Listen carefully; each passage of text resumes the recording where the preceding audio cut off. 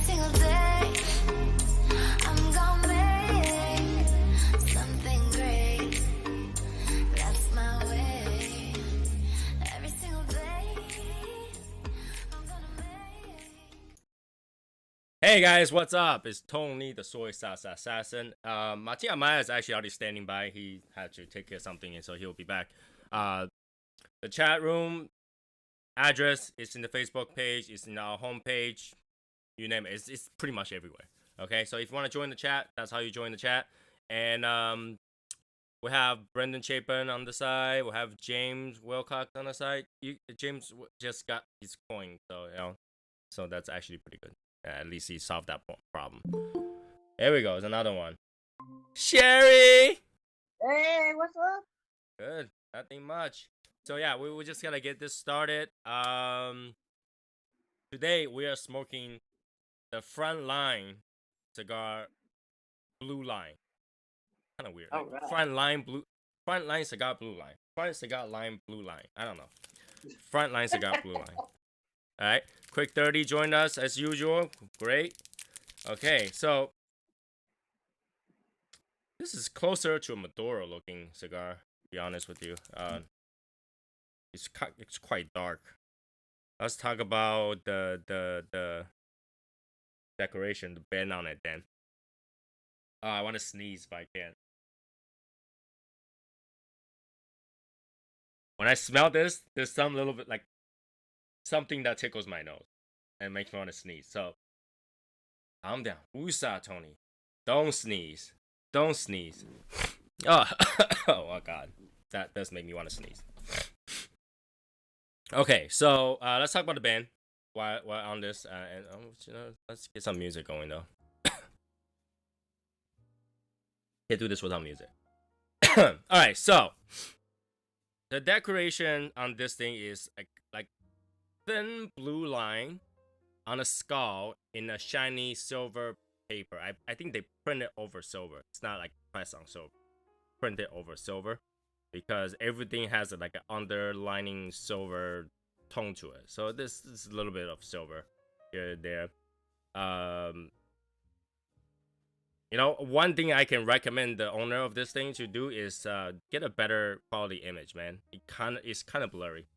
It's kind of blurry. It could look good. It could look good if you use a little bit embossing and something like that, like make it pop. It'll look good. Because I think could be a good decoration if you put a little bit more effort into it. Because it looks like, you know, it's kind of blurry. It's kind of blurry. I don't know if it's just me, but it's kind of. So, it's not bad, but room to improve, I guess. Like, I think the underlining message for this cigar will already get me to buy them because it's like they support the frontline workers, right? Like the firefighter or cops or something like that. Maybe militaries. Not too sure, but I think, you know, if they put a little bit more effort to this, you'll get more people to be more interested in this. Because come on, we will buy cigars, especially Asian. We'll buy cigar if the band look interesting enough. And this thing looks interesting, but because the way it's printed, hey Albert, because the way it's printed, it actually kind of looks like almost like a counterfeit. I don't know. Is it just me, or they almost look like a counterfeit? So yeah, Albert's here. Say hi. Hey, what's up? There we go. So yeah, we're talking about the Frontline Blue Line cigar right now, and I'm talking about the bend because I feel like the bend, because it's so flat, even though it's trying to make it look like it pops, but it's so flat and the image is kind of blurry. It could have room to improve because it makes it look like almost like a counterfeit cigar because it's blurry. Matthew Jocelyn, what's up, man? How's it going? Good. So yeah, we're talking about the Frontline Blue Line cigar today, and I was just talking about the band right now. And actually, from the color, it almost looked like either a darker Habano or very close to a Maduro, I think. Very close to. Hey Tony, Yes. when you mentioned that, I'm looking at mine and it looks like it's printed pretty decent. So I don't know if you can tell, but it may just be the printing on your cigar band. But mine looks fine. When I shine this under the light, like if you shine it under direct light, it starts to look kind of blurry. You can tell that the edge wasn't too sharp. You can tell that edge wasn't sharp. And where the skull is holding a cigar in the mouth, where the cigar is holding the mouth, it looks like it's a image from a BMP file pasted onto a JPG file. Michael Wells is there. Does that make sense? Like if you look at it, it looks like a high definition file to a comic graphic file. Like I think there's room to improve. It's not bad. It's just room to improve. Okay, I think it could be like I think it could be a really cool band if they kind of make it pop more, like especially the skull part, because the rest of it is all shiny and bright color, but the skull is kind of like underwhelming. I mean that's just a slight opinion. It's not like it's bad. So, all right, let me cut this. Okay.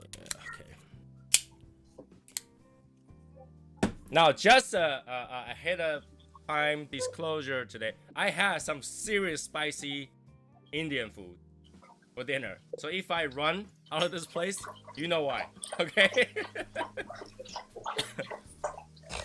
My stomach feels weird. Tony's got the runs. I don't know if I'm gonna have it. I'm just, warning. Fair warning, there might be. Because that makes my stomach feel queasy. And the temperature doesn't really help because the AC is dead. I was gonna ask you if you got that fixed or no. No, I think the quickest they can come is Monday, and they said most likely Tuesday. So Thursday. One of the number I called, she said, maybe in 2 weeks. I was like, in 2 weeks I'll be baking like a barbecue. No, thank you. Yeah, that's against the law for them to take that long here. What do you mean? They have to get to you and fix your stuff here within 48 hours because of the heat.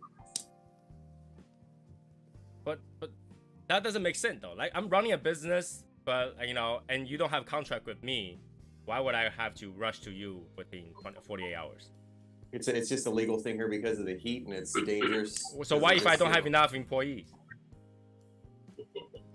Oh, man. Like wouldn't I tell you to go like she's like, you might want to call someone else because we don't have enough people. We have one person right now. And I was like, okay. But yeah, well, how soon can you get here? She's like, maybe in 2 weeks. Oh my god.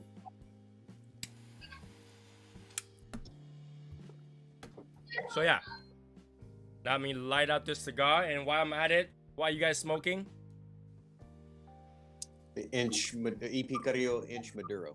Someone's getting a big one today. All right, Sherry. I'm smoking the CAO Oriano, I think it's called, or Oriana? yeah, that's it. And drinking Crown Peach with sweet tea. I am also smoking the Frontline Blue Line. There we go. What about, I think Albert is indoors, so he's not smoking anything. What about Matt Jaslin? Casa Cuevas Reserva. You cannot say it that way. You cannot say it that way. That's not how you say it. Come on. Casa Cuevas. Casa Cuevas! Come on, man. How we do it? Actually, you're like halfway in. You're almost done with that. Mm-hmm. So, yeah, my heat, my AC is not gonna. Good thing is that at nighttime it's actually relatively okay. It's still in the 50s. Somehow, either my insulation was great or something. Last night, all night we're at 75 degrees, even though outside is 50, with all the windows open. I don't know how that worked. All the windows open, we're at 75. Outside is 50, 60. I don't know. It was only 100 here today, so it's not too bad. Oh, not too bad. Yeah, sure. Tall. See, when you get like that kind of temperature every single day, your body gets used to it. Your body regulates, so it kind of compares differently. But when you live in a situation where it's 50s most of the time for the last 2 or 3 weeks, all of a sudden jump to 75 for a day, you die. Okay? You know, that's how it is. Oh yeah, it's true because when it's like February, sometimes it'll be like 85 during the day, sometimes it'll be like 60 the next day. So yeah, it sucks when you're acclimated to it. And that happens. I'm not feeling well today. Like I actually did all the diagnose myself that I can find. I find the reset, find the breaker, find the outside breaker. I reset all the power. I even went upstairs. You know, I don't know who ever thought of the idea to build the furnace upstairs in the attic. So I had to go to the attic and replace the air filter. And that I did all that, and that unit outside is still not spinning at all. It doesn't even hum. So I think it's one of the capacitor or something like that is broken, needs to be replaced, which I could not do myself because where am I gonna find a capacitor? True. So yeah, I had to get someone to do it. Or else, if I had a spare, I would have repaired it myself. You know, it's actually not that hard. Unplug, plug, done. But I don't have it. But yeah, it sucks to sleep in that situation. Even though I end up not sleeping and reading, it still sucks. It's an uncomfortable not sleeping and reading. No, it actually, if you try to sleep, you just turn and toss, right? You just not feel comfortable. Yeah. So I just start reading, and before you know it, it's 4 o'clock. It's like, yeah, whatever. You know, might as well do something else. So I tried to kick the AC unit. I actually did. I kicked it a few times. I whacked it with 3 a few times. Hey, Steve. What's Martin doing in the background, mixing drinks in the background? I don't know. Martin's, I thought he was fixing food for his kids. Yeah, I'm making sure all the kids are fed. Here we go. So, talking about this cigar, cedary. Very, very cedary. A little bit of pepper at the end. A little bit of saltiness to it. And that's pretty much it. It's not a bad cigar, but it's not crazy complex.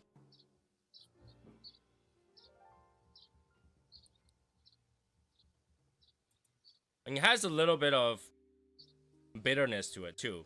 And I think it's closer to a coffee bitterness. I'm not too sure. So, oh, look who's disappeared. Who disappeared? Matt. I think Matt left. Sherry Matt left. Sherry left. Sherry's like, I don't want to see Tony's face. She didn't like the stimulating conversation. Yeah, she did not like that. She did not like AC conversations. But that's okay. She'll be back.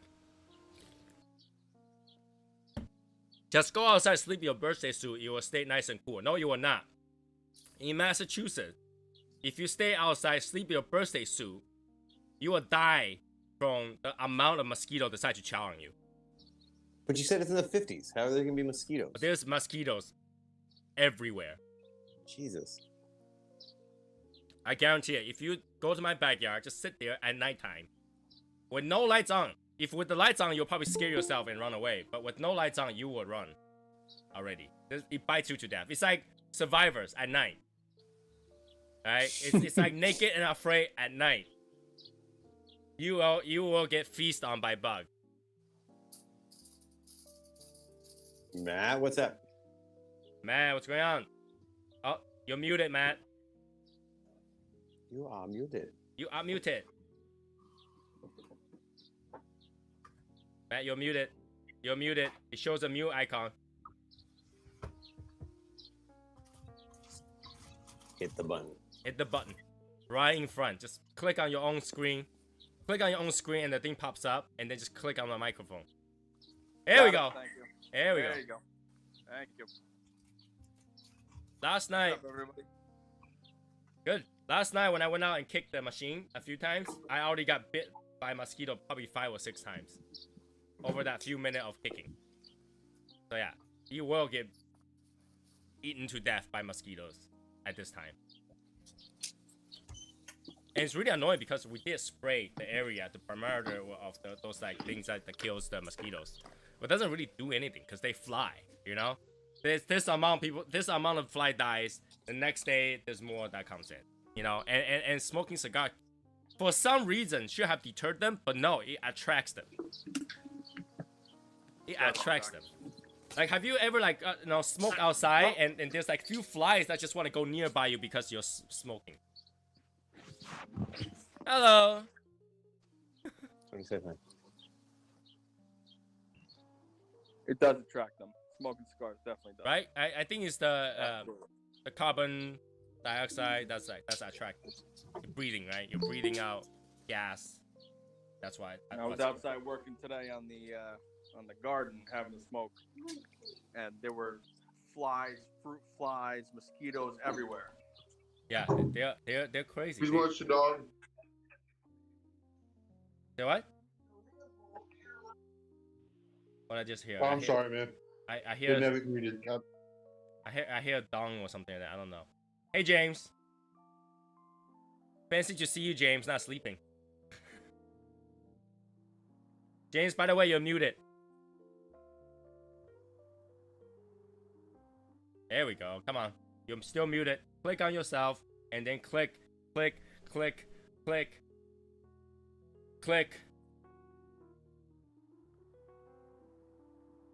James, click on yourself first. And then Sorry, James. 3 icons gonna pop up. And then you click on the microphone. Grasshopper. Oh, here we go. Very good. You have achieved unmuted. My thumb. What is going on, man? My thumbs are just too big. Yeah.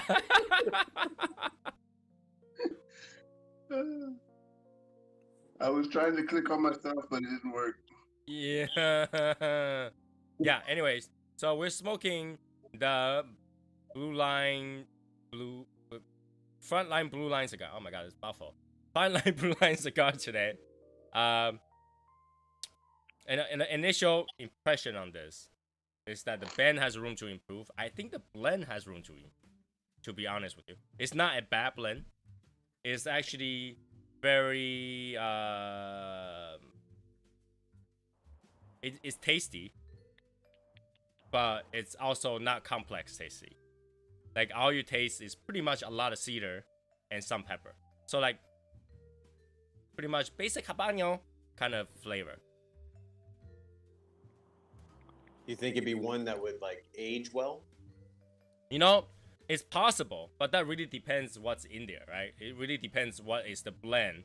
Because if that's what the blender is going for, it's like, hey, a lot of cedary, basic, you know, good, normal, cheap cigar, or not cheap cigar, affordable cigar, then sure, they can do that.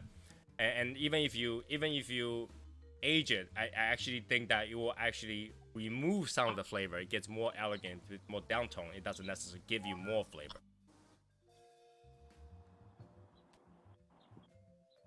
But it's easy cigar. I can see people smoke this all the time, right?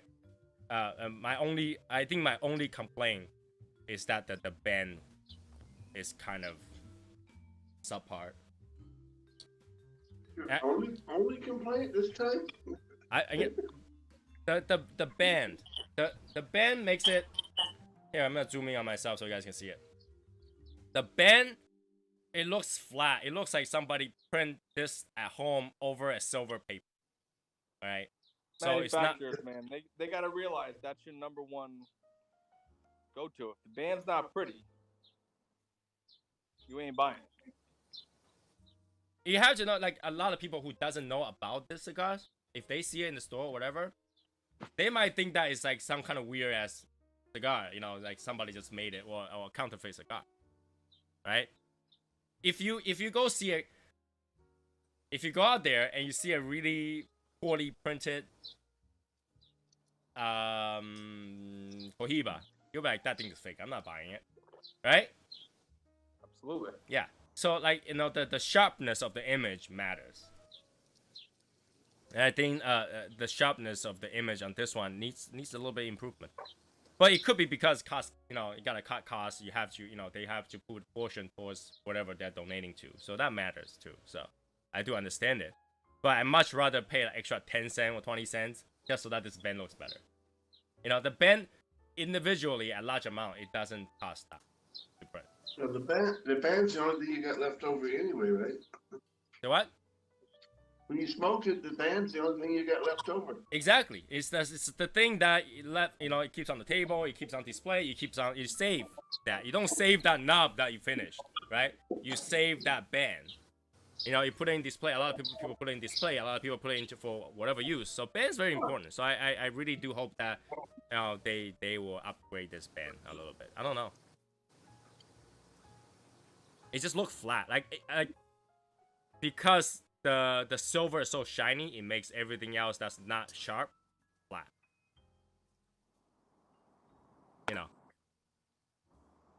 It sounds like musical. I see Albert's got magic toes ready. Magic toes! Alright, that doesn't work. But That's Y'all made me jealous smoking. Say what? You want to know the blend? You said? Said y'all made me jealous smoking, so I thought I'd smoke. Yeah, one you better light out something. So yeah, Martin, I pretty much just taste a little bit of bitterness, cedar, and a little bit of spicy. Just a little bit of pepper in there. Not a lot. Not a lot going on in this cigar. Is that normal? Is that why you get two? It was pretty mellow. I remember that. It's about it starts out mild and it turns out to be about a full medium, about halfway point. But in terms of the note, it's not a lot going on. No, not really. Yeah. I think this is a good, like every day going out, you wanted something to smoke quickly, and and one of those that if you're between work, like 15-minute break or something like that, and you had to put it aside, you wouldn't feel like, oh my god, what I'm missing for the rest of it. But you'll be able to enjoy this. It's just that not a lot is going on. By the way, I wanted to make James jealous because he can't smoke.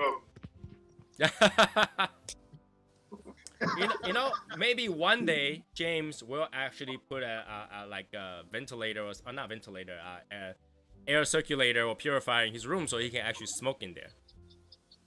That won't work. Wife won't go for that. Why won't work?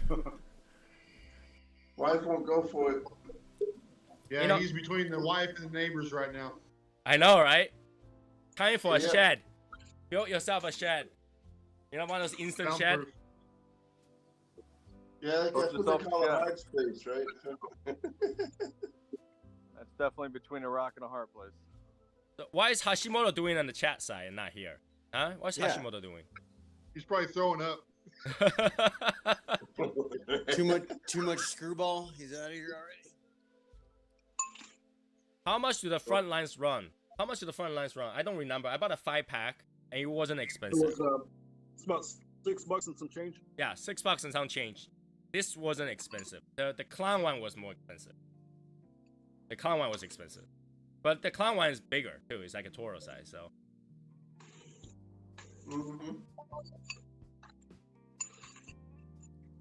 So yeah, it wouldn't be wrong to call this a bundle cigar, but it wasn't like a bundle cigar. It was acceptable bundle cigar. You can smoke it. It's not expensive, and you won't let you in. I did not. This room is an open room, yo. I didn't lock it. It's not me. Right, guys? You guys just joined by simply clicking in, right? Actually, when you click in, it didn't work. I had to copy and paste the code. Oh, here, copy and paste the code. I clicked in, no problem. See? Yeah, I clicked in with no problem. Okay, I was just saying I got an error, so that's what I did to fix it. This is supposed to fit 50 people, all right? Everybody should be joining this. Everybody should be chatting here. I'm at that little icon in the corner, like on the side, so we should be able to fit everybody here on show. My size is the actual size of everybody. Martin, what are you eating? Cereal. Same as last week. Oh my god. What? Same as last week. So, what? Shin ramen? No, sausage and rice. Oh, sausage and rice. Yeah, buddy. Shin ramen with cheese, man. Yeah. I have some vindaloo right before this, so you guys can imagine my stomach's killing me. But it's worth it. Too early in the morning to be eating right now. It's starting to rain out here. I don't know if I'm gonna be able to get my cigar in. I'm freaking hungry again. Martin, it That's wouldn't what be she it wouldn't be our first time to see you smoke with umbrella. I know, right? That's what she said, Martin. It wouldn't be the first time we see you smoke with an umbrella. Don't give yourself excuse. Yep. Frontline is also making a military line cigar coming out soon as well. You know, when that comes out, I will also support them. You know, because you guys know, if I gotta support them, I will support them. Especially now, the advertisement's gone. So happy. Anyway, you know, if they want to sponsor any of the police, any of the frontline workers, I'm all for it. You know, come out with some crazy cigars and I'll buy it. But yeah, don't sponsor crazy people. You know? So is it just me? I just realized that lately there are few people that is into coffee. What's going on with like Bob, cigar guys going into coffee? And there was another brand that got into coffee. What's the other brand that got into coffee? It wasn't Frontline, is it? No, it wasn't. Someone else got into coffee. Who did I read that was going to coffee? I see two people that we know of gone to coffee. One is Bob the cigar guy that got into coffee. The other one is also releasing a coffee. And I can't remember exactly who that is. Question is, why wouldn't you release a copy? No, I thought it was pretty cool. You know? I thought it was pretty cool. Bob's releasing a coffee line. Bob is working like a crossover kind of thing. With the so it's gotta be a Bob the cigar guy blend, I guess. Cigars Daily was into coffee last year. Yeah. So that was early. Yeah. That was oh yeah, Nolo. That's what it is. Nolo got into coffee too. I'm not. Oh, no, cool. But I'd buy it if he wanted to. You know, if he did it, I would definitely support him. Why don't anybody ask me to do coffee? You know, Tony knows coffee. If anything, if anybody knows, I know coffee. I drink a lot of coffee. I like how you talk about yourself in the third person. Coffee. Hey Tony, you want to get into the coffee game? I just want somebody to make a blend for me. You know? I think you're probably typecast to tea, Tony. I was just say Say that again? you're probably typecast for tea. Why? Why would I do? You know, I know tea well too. I know tea Yeah, I'm very just well. saying you're typecast. That we do that in America. We typecast people, man. But then I'm also good at coffee. Right, Yeah, right. we typecast people because when Martin comes out with his coffee, you know, he's going to call it coffee beaners. I blend my coffee with my tea. I blend my coffee with my tea. Sometime. Have you guys drink that before? Half tea, half coffee? Maybe with like chai tea, I have. No. I've done- Actually, I've done half beer, half Coke. Half you beer, can half blend beer. coffee with tea, all right? Half Assam, half coffee. Oh my god. No, Martin, don't knock it until you try it, man. Yeah, but Martin doesn't know coffee well though, because he uses like a Keurig or something. Yeah, okay. No. No, if you use Keurig, then you know you don't know coffee. That's shit. No, I just use a drip, and I just drink it black. So. You know, I don't do the fancy pour over slowly with the little glass thing on the bottom. No. Or Just French a regular- press. No, I don't do French Clovers press either. and freaking. I want to do a French press, but There's a joke in there somewhere. I'm just saying. wow. somewhere. But yeah, you know, don't knock it until you try it. Maybe in the future I'll pack out a few of my blends and then I'll give it out as gifts, prizes, so that you guys can try it. It's actually really good. How It's long actually does really it good. take you to make a cup of coffee? How long does it take me to make a cup of coffee? That depends what I'm making.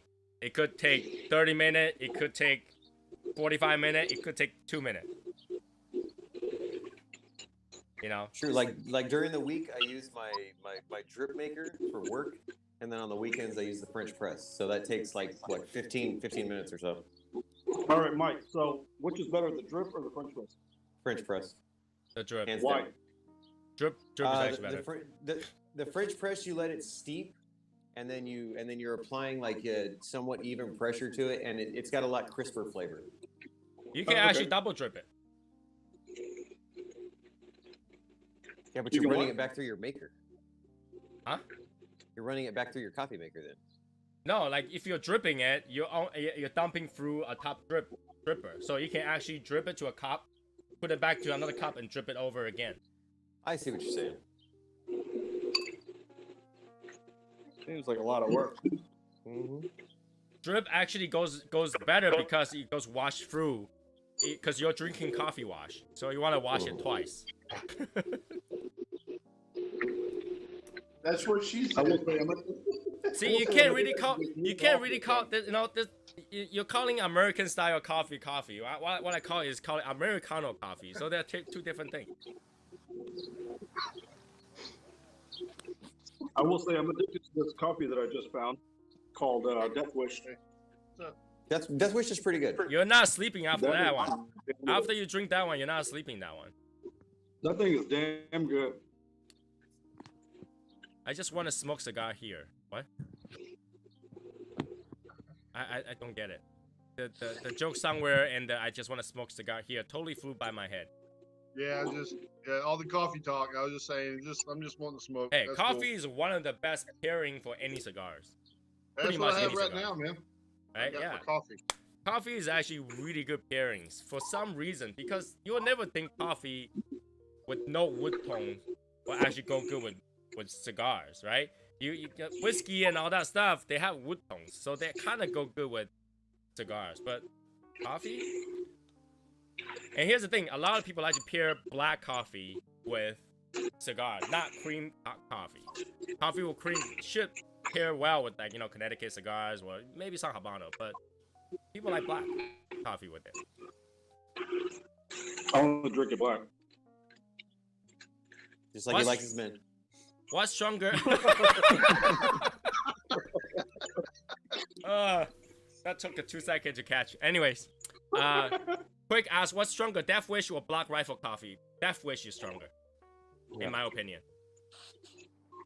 Right? Death Wish is stronger in terms of It is. caffeine count. Yeah. But both have really good flavor. I prefer the flavor of Black Rifle on some of their blends, but they're both really good. Do you guys usually get like a medium rose, dark rose, I'm a medium dark person. medium dark person? Yeah.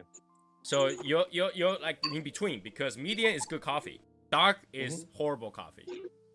So I talked about this before, where if a coffee go to a dark roast situation, that means that coffee bean is actually not perfect. They burn the crap out of it so that it take away all the imperfections, so that it actually tastes like one thing.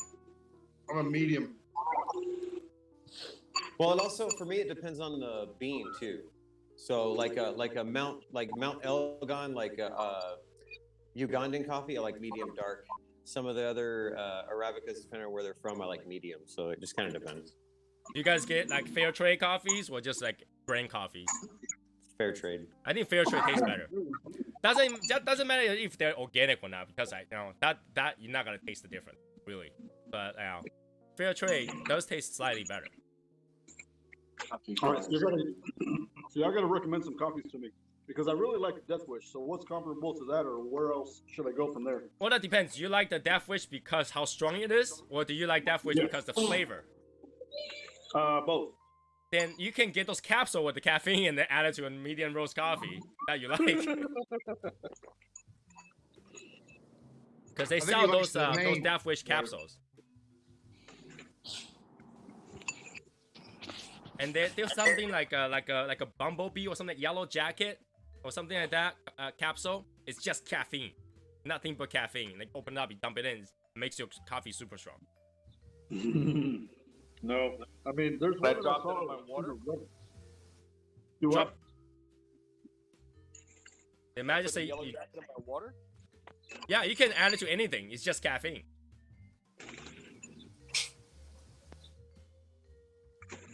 Might Right? do that. Yeah, I mean, but then that's the thing. Do you have like Examia wish? No, I'm just tired all day long, and I don't prefer to drink coffee all day long. Oh, sleep less, you'll be fine. Yeah. You sleep too much, that's why you're always tired. Sleep less, you get more wired. You're good. But I don't sleep that much. No, you gotta don't sleep until you pass that point where you're tired. You're like, oh, I'm so tired, I'm gonna pass out. Once you pass that point, you're no longer tired. Yeah. Yeah. So you wouldn't be tired anymore at that point. Yep. Then I wake up at freaking 5:30 and I'm shot. No. You don't go to sleep. You won't wake up. You don't go to sleep. Oh no. Come on, Matt. No sleep gang, dude. So Come on. see, most people don't understand sleeping is a state of being poisoned. All right, it's a state I have toxin. to sleep. Right, when you sleep, your body produces melatonin. It throws you into a state that you cannot move. No sleep, Alright. gang. Fuck that shit. So sleep less. We enjoy this state. No, see, think of it this way, okay? If you sleep less, you live longer. Because you get to I do don't wanna live more. longer. Who wants to live longer? 80 and I'm good.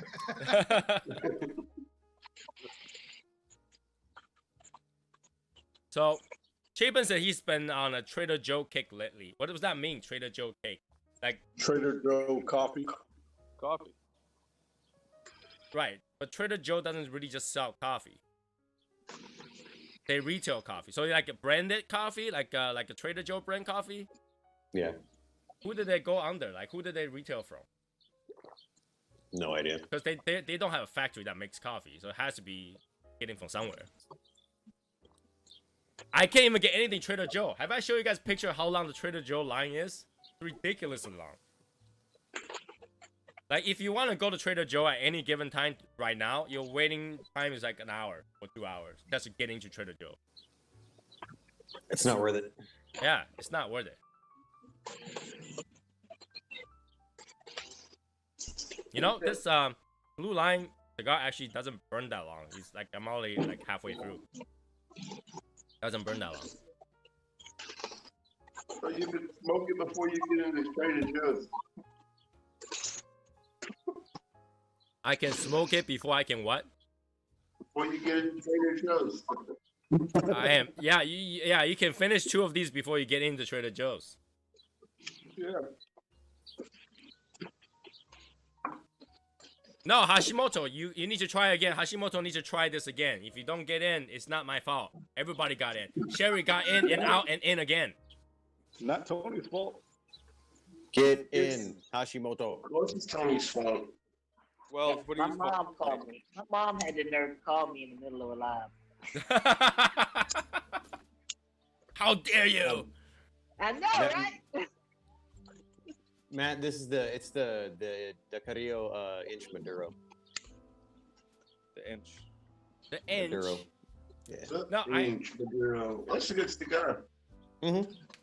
I know it says that it's blended specifically to be an inch, right? Because it has more fill and stuff like that, maybe overfill or something like that. But really, honestly, I don't think that any cigar brand don't even think about, like, you know, hey, if you put a Toro, the flavor is gonna change to something that's not good or something. You know what I'm saying? A lot of Ring them. gauge, Buck.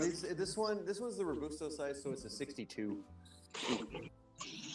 But like when If it was a 64, it'd be an inch. Yeah. but when the blend is when the blender is blending it, they won't be like, hey, let's blend for Robusto, and for Toro, let's just randomly add more crap in there. You know, I actually asked Luis Cuevas about that, and he said they blend on a Toro, but each size, he said they do taste and adjust the blend for it. Right. Slightly. So doesn't that kind of kills the idea that, you know, saying, you know, the specialty about inch is that they specifically blend for inch, because everybody else with their different size kind of had to reblend a little bit. Well, see, but they don't really make this in the ring gauge difference is what 2/64 of an inch. So what is that, like a 16? Yeah, they're all pretty much an inch. 30 seconds. Sorry, 30 seconds. 30 second. What am I thinking? Yeah, 30 second. What? Bad math. No sleep. So isn't that like, you know, it kind of take away that specific differences, what makes it special? Well, no, because if you think about it, if they took and they blended this down into other sizes, which they don't, then yeah, you'd be right. But they don't. Everything's a 62 or a 64.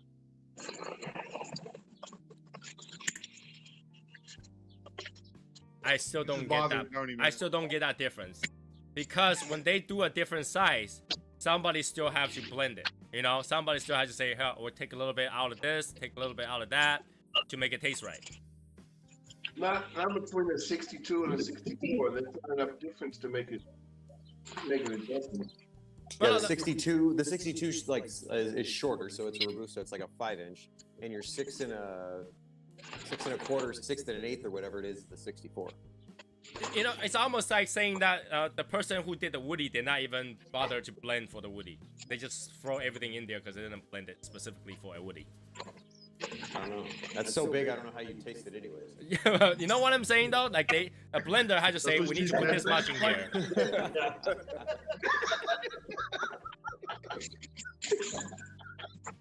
Yeah, I know damn well the person who made the woody is not actually smoking it. As you guys can see, Sherry is not impressed at that joke. Not funny. Exactly. See? Oh, Sherry, you're supposed to have a better sense of humor. Yeah. He's in the Navy, right, Sherry? Drink some more bourbon. I mean, Sherry can take that humor. She just didn't find that funny. Right. That's right. And I'm drinking Crown Royal tonight. Crown Royal. Crown Royal Peach. That was only funny because he was just begging for it. That's because she's drinking a Crown Royal today. If she was drinking a Blinton, that would have been the funnier one. That's right. Yeah. It's somebody's fault. It's somebody's fault. She couldn't find Blinton, that's why. And she be like, "Hey, Brandon Chapin, fuck you." What? I still have Blanton's left. I haven't drank all of that bottle. I still have some. It's hard to find Blintons right now. Like, I don't see it anywhere. Always. I don't see it anywhere. And then they jack up the price. Like, Blinton should be like a $50. Here we go. Blinton should be like $50 a whiskey, but people are charging like 100, 115 for it. Why should it be a $50 whiskey? Huh? Is it drizzling? Yeah, it's ready. Blanton's only be $50. At least Martin actually took a substantial umbrella today. Like, that one looks sturdy. The same one that I used in that video. Oh, was it? Is it? I thought that one would have been broken to nothingness by now. He just wanted to wrap his fingers around something. Hey, that's the logo for the biohazard thing. Red and white. He just wanted to wrap his fingers around his shaft. So. It's my Dr. Pepper umbrella. What pepper, the umbrella? It's my Dr. Pepper umbrella. Ah, oh yeah. That must be diet. Got white on it. Dr. Pepper. It has to be a diet Dr. Pepper. It's not the same as the Storm though, because he's like this over there. Yeah, because like I remember he was dying in there. I'm surprised he didn't get blown away. And I actually thought you broke the umbrella. I actually thought you broke the umbrella. It didn't break? No, it didn't break. I guess it's a good one. Good one. It was free too. You know, when I was young, whenever there's like a windy storm, whatever, the kids would take the umbrella and pull it really hard against the wind so it flip inside out. Do you guys do that too? Or just me? No. All the time. No. Yes. Yeah, we do that, right? That happened to me the first time I tried to jump off the roof with an umbrella.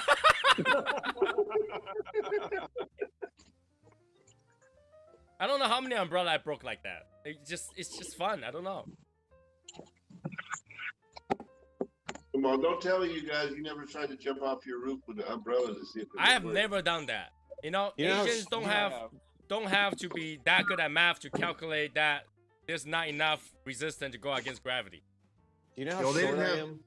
So I'm not they jumping didn't off have a the roof. internet back then. They didn't have the internet back then, so he couldn't see how stupid that was. Besides, even if you jump like a first floor, like I've jumped off from like second floor all the time. I never needed an umbrella. Shit worked in Mary Poppins. I mean, come on. She's light as hell. That's why. Just to do it, just to She's say that you featherweight. jumped off the roof with an umbrella. She's light as hell. That's the reason why. That's the reason she was able to.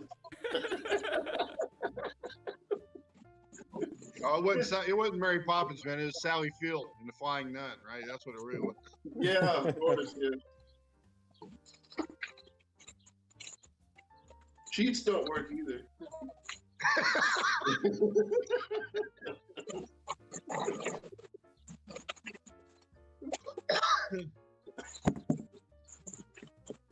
It sounds like all you guys are choking, but on my screen, none of you guys are choking. What?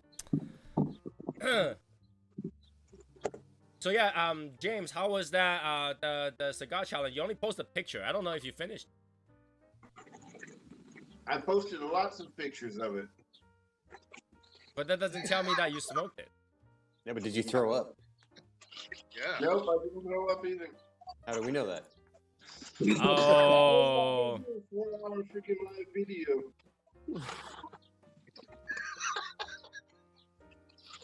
You know, Hashimoto said that he will take that challenge again.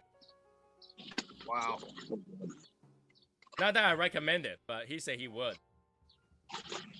What, smoking 2 He bowls? should take that Yeah. challenge to get on this freaking live. That's what he should do. Smoking two bowls at the same time.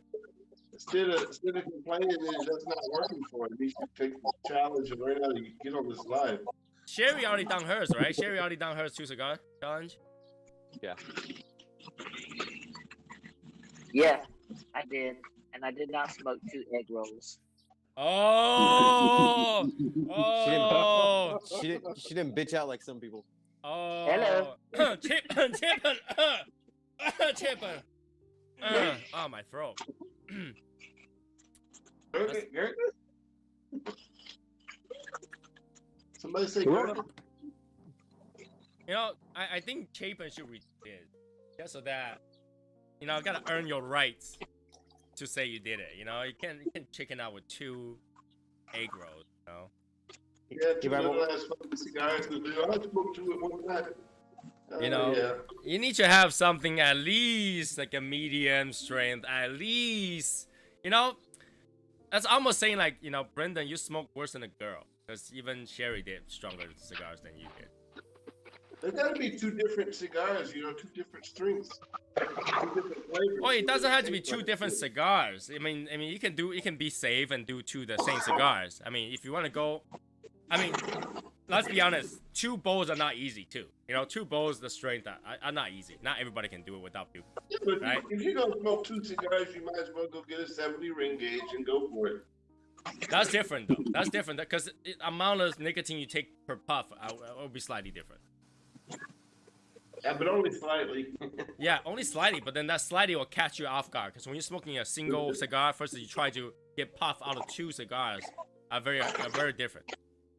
Yeah, but if it's a different taste, that's what makes that a nasty, you know, challenge. That's what makes it a challenge. Brendan said different cigars. he claimed to fame is that he smoked them in 40 minutes. I don't know. I think a lot of people can smoke 2 egg roll in 40 minutes. What do you say? What do you say? Yeah, but let's not start a challenge because it will be through all our egg rolls. So. Yeah, but how long did it take Martine to smoke 2 and throw up though? Oh God. I don't remember how long. Was long it like was an it? hour or something? Hour and a half, yeah. So Yeah, it's about an hour or something. See, it took me 2 hours because I knew I didn't want to throw up. Yeah. You know, Brendan, I'm giving you a chance to redeem this by doing it again. You know, because you never know. Because next year we might be talking about 2 cigar again. We might be talking about somebody who is smoking 2 little tiny egg rolls. You know, at least I give you a chance to redeem yourself. Yeah. And I'm not picking on you, Chapin. I just think that you could do better. I'm not picking on you. I think that you're better than that. So I'm giving you a chance to prove that you are better than that. Oh, come on, guys. Don't You pick have a on me lot more about this. potential. Yeah, Tony, Can we you start talking about this package like that, you know, then that's picking on him. Yeah, we believe in you, Brandon. We believe in you, buddy. Yeah, right? Talking about his 2 little tiny egg rolls. Oh, God. Come on. See, James, I really have no problem with your joke, but really try not to get these channel flagged. And all the new members that's looking at this will be like, why is it always sexual? Right? All the new members like, why you guys always had to go that way? Let's go the other way. Yeah, this is why we always only have 150. Yeah, we try to stay at 150, right? You can hang with it. Because only so many people in statistically can handle that kind of stuff all the time. James just likes that low hanging fruit. He just like goes for the quick joke.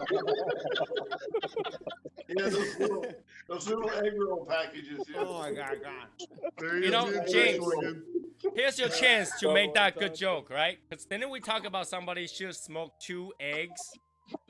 If you smoke 2 eggs, I'll allow you to make sack jokes for a little bit. But come on, right? 2 eggs, Maduro. Gotta have those black sack. Yeah. Right? If you do that, we will give you some chance of really make fun of it. But still, 2 century eggs. 2 century egg in a row. He definitely need a bucket. He definitely need a bucket. He need 2 buckets. Everything from lunch and breakfast will come out. That's depraved, Brandon. Depraved, not deprived. I don't know. I feel like there's somebody's always putting the ammos out there, and then James just goes at it. You see the ammo right there, boom, it's there. Yeah, I remember our chat used to be pretty clean. What's the fun in that? Come on, let's be more gentlemanlike for our Ash Queen. Come on. I'm doing my best here. James keeps running with it. and then the rest of us chase it. That's a problem. Yeah, but it's just how it goes. No, see, let's try to get as clean as at least the minimum as Brendan's shows. Right? I'm not trying to tell you to be as clean as Bob's shows. Right? Just at least as clean as Brendan's shows. That would be okay. Brendan's show is actually not that clean, but it's he tried to at least pretend that he's clean. It circles back. Mm-hmm. It was clean until the hangout started, But right now, this is fun, so we'll go with this. Let's go clean. You guys are giving no chance for any of the YouTube trolls to do any joke. All right, the YouTube troll jumps in. He's gonna make some comment. We'll be like, yo, guys, we already started for like 5 minutes. Where have you been, troll? The troll's like, damn it, man. Now I don't get to make a joke about penis. We've been talking about that for 5 minutes. You kidding me?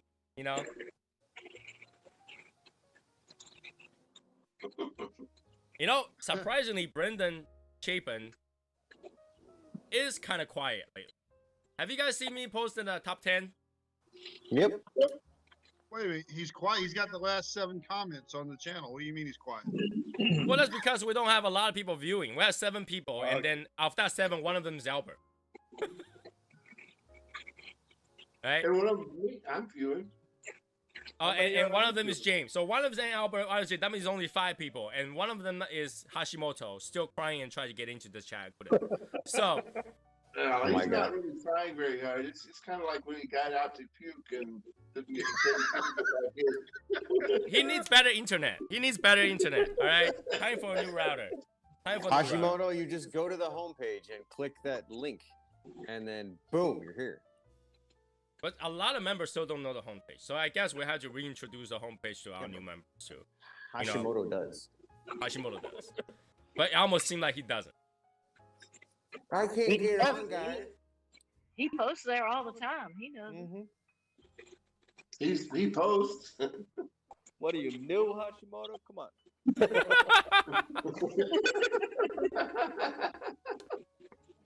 I saw Martina Maya invited someone today. Was that today or yesterday? It was today.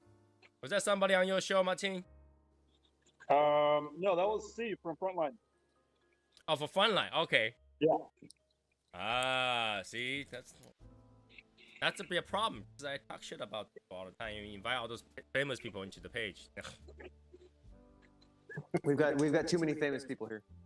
Yeah, we got too many famous people in our group that I kind of have to watch out who I talk shit about. Yeah, he has to be in the group. Damn it!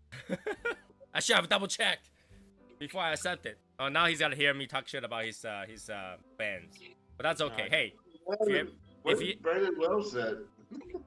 I sent him the link. I think he might be working on the car that Drew uses or something. All right, so Matt, if you're watching, I just sent you the link. Hopefully that works. Hashimoto. I happened to be on right when Martine sent him the invite, and then I just approved it right away because I was on. So. Oh, okay. Yeah, but that's we can't tell if Matt's still on or not because of all the freaking stuff that Chapin has posted. he can post anything, like, when he gets to it. I mean, come on, Albert is on and he can post at the same time. That's not that hard. It's not that hard. So You just gotta do the Michael Wells eyes to do it. You got. Yeah. That's probably the reason he can't get his eyes open up far enough. Shadow gaze.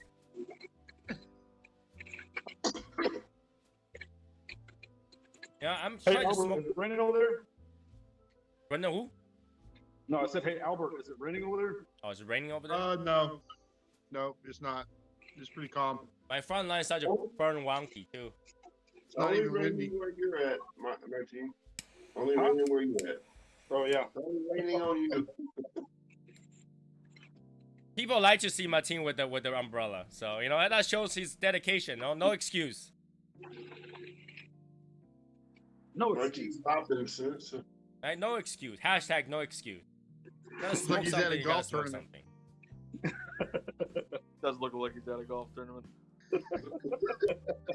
So Martin, did you like the Magic Toast? No, You did not like the Magic Toast. did not. What is the reason that you didn't like the Magic Toast? I felt like everybody hyped it up and compared it to the Liga, and it wasn't something that I thought tasted anything like a Liga. No, I don't think it's illegal. I would not compare it to a Liga. I compared to own thing. Liga. I think I'm the one that compared to Liga. You But, ruined it, Tony. It Huh? just it wasn't that great Tony's to me. fault. I mean, You ruined it for him. I'll have to revisit it again, but I just didn't feel like it was all that great. But did you like the Liga? Mm, Yeah, see, Not the you Liga, didn't. the Magic Toast. No, but did you like the Liga? The Liga, yes. Number 9 or 52? The 52. 52. So you actually like the stronger stuff. That's probably why you didn't like that. Because I put Magic Toast right between. Like if you think 52 was too strong, number 9 is too light. Magic Toast is kind of right in between. 52 is much better than the number 9. So if you like the 52, you might not like Magic Toast because Magic Toast is just too light for 52. I like the Magic Toast. I said you might not. Yeah, it was good. Because I actually like the Magic Toast. But then here's the thing though. Magic Toast seem to have an iffy construction. Half the people say they all get really bad draws. Half the people say it's perfect. Yep. I had the Robusto when we did the Smoke together? The group smoke. Yep. I had the Robusto that night. It was enjoyable. I prefer the Toro over the grab me like I wouldn't Gordo. go out and buy a box of them, but I enjoyed it. Brendan says the first Magic Toast he said was good, but the few after ones suck. So yeah, it is really just construction issues. Some people might have a really bad one. I might have to get another one and just age them. Yeah, you might want to try it again. Might be you just got a bad one. I like the I have to Toro be honest. better I than did have Gordo. I did have a couple bad ones where the draw is horrible. See, the draw wasn't that. It wasn't the draw. It was just the flavors I was getting. Just kind of felt like it was just muted, I guess. When I smoked it, it was a lot of flavor. So I don't know. It could be different from person to person. So for sure. I might have to try it again. That's the thing about Alec Bradley with me is they're a lot of hit and miss with their construction. I will agree with that. Alec Bradley's cigars, a lot of them will have some issues. They don't test their draws. You have a few that's done by a master roller, and then you have a few that's done by someone that just joined for the very first day and rolled it like, I don't know, Tony. Rolled it tidy like egg rolls and pack everything in there. I've got some Magic Toast that have been sitting for like 8 months, so I kind of want to see how they are. KMB Golf says I had one Magic Toast and it was really tight. Yeah, I agree with that. That they have few that's like almost impossible to smoke. At least for me. No, Albert, no, don't even get it there. No, even going in there. No, calm down, USA, drop those pressure points. Oh gosh. Anyways, so yeah, I mean, Albert Bradley is kind of iffy, and the other one that was kind of iffy. Oh, who's KMB Golf? KMB Golf? KMB Golf, would you like to identify yourself again, please? You know, recently I see a lot of like political YouTube videos that talk about news between America and Taiwan and China and stuff like that, because you know America is having a trade war, so there's a lot of them, and I see a lot of them and I want to comment on it, and I chicken out every single time because I don't want like Soy Sauce Assassin going there, and then next thing you know is every single my video will have like 5,000 thumbs downs and Chinese swears on them. I'm very close to make a fake account just so that I can comment on those. It's crazy because those people who comment on those get paid to comment. There we go, Kevin Barrows, right there. Yeah. Well, I just wanted you guys. What's crazy about it is I resisted. you're not even really a political. Comment, so. One at a time, man. One at a time. What's going on? What's crazy about it? You're not even political. It's not even a political thing, man. You're just a cigar smoking. It's weird. Cigar is technically political in a way. We're still fighting our fights, right? We're still fighting our fights towards, you know, the government and the FDA and a stigma towards other people who does not smoke, right? Right? Yeah, I mean, there's this like unspoken stigma towards people who see you smoke anything whatsoever. Somehow, people who vape does not get that ugly look, right? But people who smoke cigars, cigarettes, pipe, get that ugly look, no matter where you go, technically. I give the vapors that ugly look. Right? You kind of like, hey, well, I'm not, it's not like I'm smoking and blow my smoke at you and then really try to make you feel sick or something like that, but you will get that ugly look. It's kind of weird because I grew up in a generation where everybody smoked cigarettes, and at the time, cigarette was cool. Like, it was in every movie. It was in, like, you know, people would smoke in the street, walking, smoking at the same time, even in restaurants and hotels and all that stuff. You get room that smoke, you know, smoke room, right? So you can actually get a hotel room that allows you to smoke.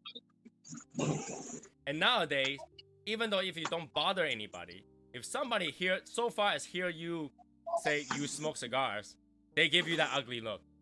They're like, I need to preach why you shouldn't be smoking right away. Do you guys get those? No, never happened. Most of the time, the people I get are ones that are uninformed. Uninformed? Well, you know, a lot of people are uninformed. Like, if I can be on the cruise ship smoking my cigars, and all the people with cigarette will give me the ugly look. Maybe that's the difference between us, because I don't hang out on cruise ships. Right? I mean, I can be, you know, at the hotel where you go downstairs, you can be right next to the swimming pool. There's a place for you to smoke. You literally have ashtrays there. And if they smoke a cigarette, you're smoking cigar over there, people will give you that look.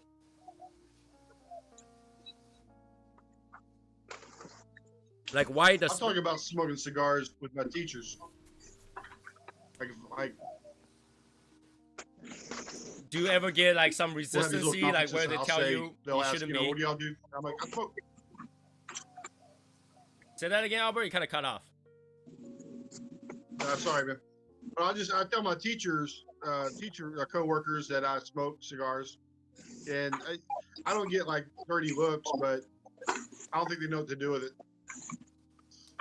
Well, you guys work together, so it's kind of hard to say, hey, Albert, you shouldn't be smoking cigars. Because, like, you know, at your age, it's almost like you can tell them, hey, it's none of your business kind of thing, you know? Well, I mean, Yeah. at work, when I was working, I'd come back inside smelling like cigars, and everybody kind of knew me as, oh, Martin's a cigar smoker, but they never really gave me shit over it. There was a couple people who would actually say, hey, I like the way it smells, like the smell of tobacco on you when you come back in. But then a lot of people were like, oh, that kind of stinks, dude. You stink, man. Shiva says, I had people look at me funny at a local casino for smoking a cigar, which is funny because those big shots smoke cigar while they're doing, you know, poker. Yeah. Right? So why would it? Why you look at it funny? Like, you know, it should be something that's commonly known. You technically don't know why they look at you funny, because it's not something that is never seen before. Like, they look at you as if they never seen anybody smoke a cigar before. I mean, I think they just look at Brandon weird. Is what it is. It's not the cigar. like, for example, if Sherry goes out there and meet a bunch of people she had never met before outside of a cigar lounge, like not in a cigar lounge, and Sherry says, I enjoy smoke cigars, I'm pretty sure people will be like, no way, Sherry, you smoke a cigar? That would probably be true, actually. Right? You all of a sudden they feel like the person they knew wasn't the person they knew. Right. Absolutely. I'm a rebel. Go, Sherry! Right? They Do all you of a think sudden it's just like, different for women, though? say that again? Yeah, I do. Do you think it's different for women, though? Like, if a woman were to say, I smoke cigars, they would be looked at like, hey, that's kind of cool. But if a guy says, oh, I smoke cigars, they're like, oh, why? You like smoking cigarettes. It's like the same thing. I don't know. I think that people don't think women smoke at all. So when you hear women that smoke anything whatsoever, they kind of have like, wait, you do? You know? I think it's a little bit of both, actually. I get, really? You smoke cigars? Why do you smoke cigars? And then I also get, oh, you smoke cigars because you want to hang around men. You're trying to pick up men. Oh, wow. Well, isn't that partly true? No, that is not fucking true. Not true, James. Tell him, Sherry. I don't think smoking a cigar is gonna help you pick up guys. Well, they feel like it's a male dominant thing, so we must be doing it so we can meet men. But it's kind of opposite, because now you smoke a cigar, you're more cool than the man that you meet. So, you know, that's kind of I determined. agree. I agree with that. I Right? agree with that. That's like here's the thing, right? Back in the days where, you know, I drive you know, sports cars, like those modified cars, and I'll drive Hondas and stuff like that. We drive stick shifts, right? And when we see a female driving a stick shift, we're like, oh, she's super cool, right? But at the same time, we feel like we're out of the league. Like, let's not go to that girl because she drives a stick shift. She's probably like a tomboy or something like that, you know, who's not. I used to drive a stick shift. Right? Like, you know, she's the one that you don't want to mess with, kind of thing, you know? You wouldn't get people say, wow, she is everything that man wants. Let's, you know, now she's more attractive with that cigar in her hands. You know, it kind of doesn't work that way. It does. Tony, just a little side note. Just usually Hondas are not synonymous with sports cars. Just saying.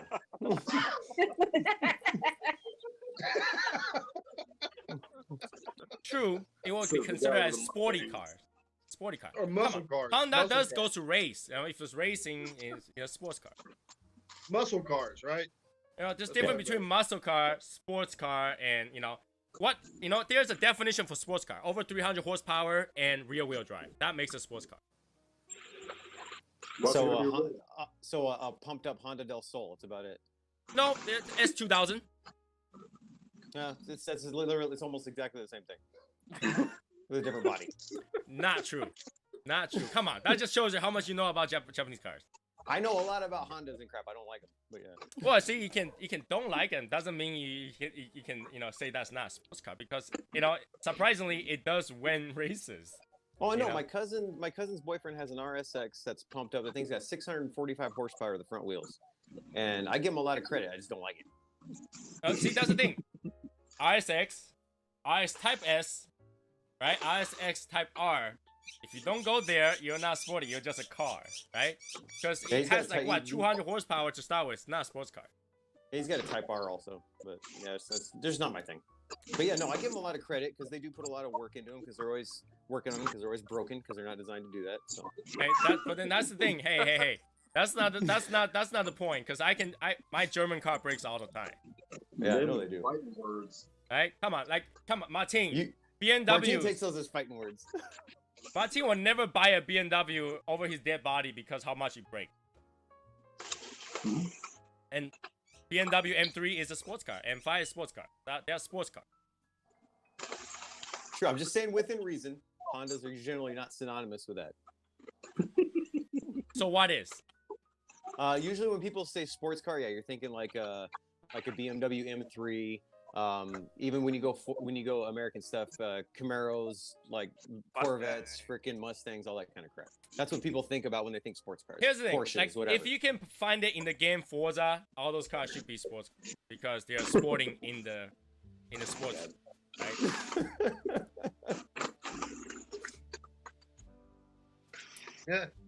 Yeah. No comment. Exactly. Well, there's a reason why I don't drive Honda anymore. Okay, stop. But but Martin's a rice burner guy, so. Well, Martin had a van now, so he's not even in the category anymore. I ain't got no van. What are you talking about? Yeah, Stacy's got like an SUV or crossover, whatever you want to call it. Dude, She's that got a van has pilot. 300 horsepower and it's rear-wheel drive. That's a sports car. No, like isn't she's gonna get some sports car soon? Martin. I think she already like laid out the gauntlet what you had to get her next time. Yeah, she's trying to get the new 400Z. Yeah, that's a sports car. Come on. Okay, so what about my Infinity 370 or the Q70, Q50? I can't even think of what I drive. It's a luxury car. It's a luxury It's a car. luxury Yeah. sport car. No, it's Oh a my sporty God, stop car. it. It's a It's a sporty car. luxury sports car. How much okay, horsepower now is on that thing? 35. Tony's AMG, that would be a luxury sports car. Okay, so That's I've got not true. 3.7 liter rear wheel drive, and there are quite a few different mods I can do to my car. It's going to be a shit ton of money. Don't do it. Basically, if it's got more than 2 seats in it, it's not a sports car. That's not true. That's not true. That's not true. All right, so what about the WRX STI? How many doors does it have? That's a Subaru. It doesn't count. That's not a sports car. That's a rally car. That's a rally car. So how many doors does it have, Martin? It's got 4. Okay. There you go. That's a sedan. That's a sedan. It's not a sports car, baby. You can have 4-door and still be coupe. It's a sleeper.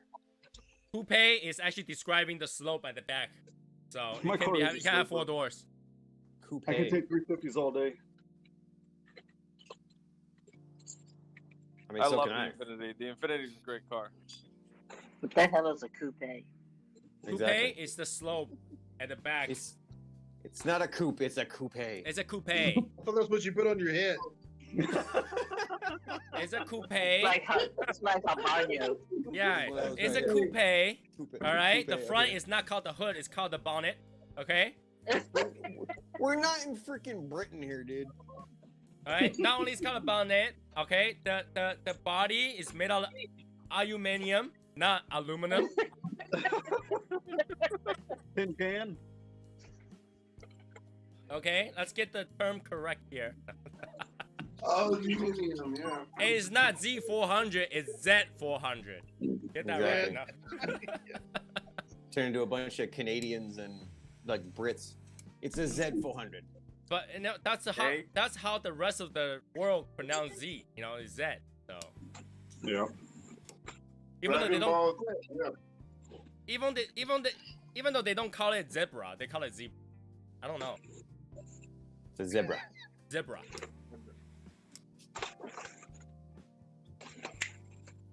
Zebra. I don't know. What do they say for zoo? They don't say, you know, how do you say Zoe? Zoe?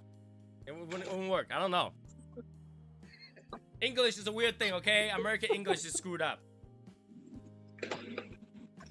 Right? Come on, you guys have to agree. American English is screwed up. And then Tony, you're Asian and you speak American English, so it's really a challenge. Very my big challenge. Spanglish is what's wrong. Very big challenge. American English is just simplified English because Americans don't have that kind of depth. Oh, we don't have that kind of time. It's it's our revenge on the rest of the world. I think what screwed it up is Alabama. Okay, We don't have that Alabama kind of screwed up English. Y'all, Vinny- come on, leave us alone. If any of you guys ever talk to William Gallahan on the phone, you'll get like the breadth of that Southern English. Breadth of Southern English, so it's like one of those like really sloppy. It's funny.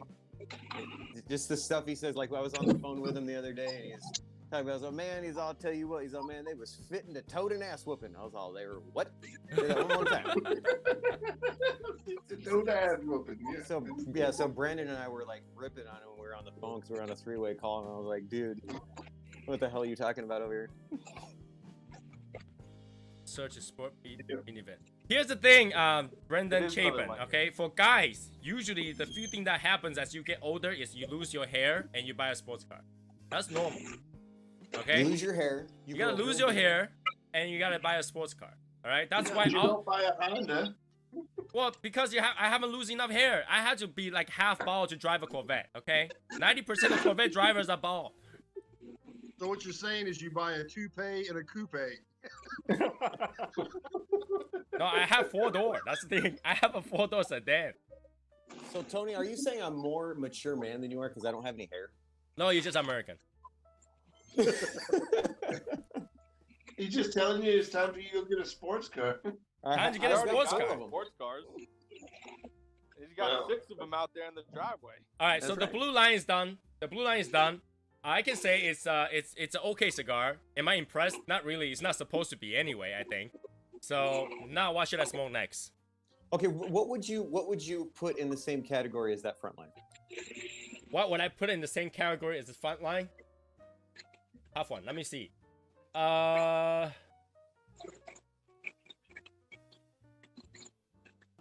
Slightly better than an obrigado. I agree with that. So Martine, in your personal opinion, what would you put in that same category? All right, so it's got an Ecuadorian Habano wrapper, Dominican filler.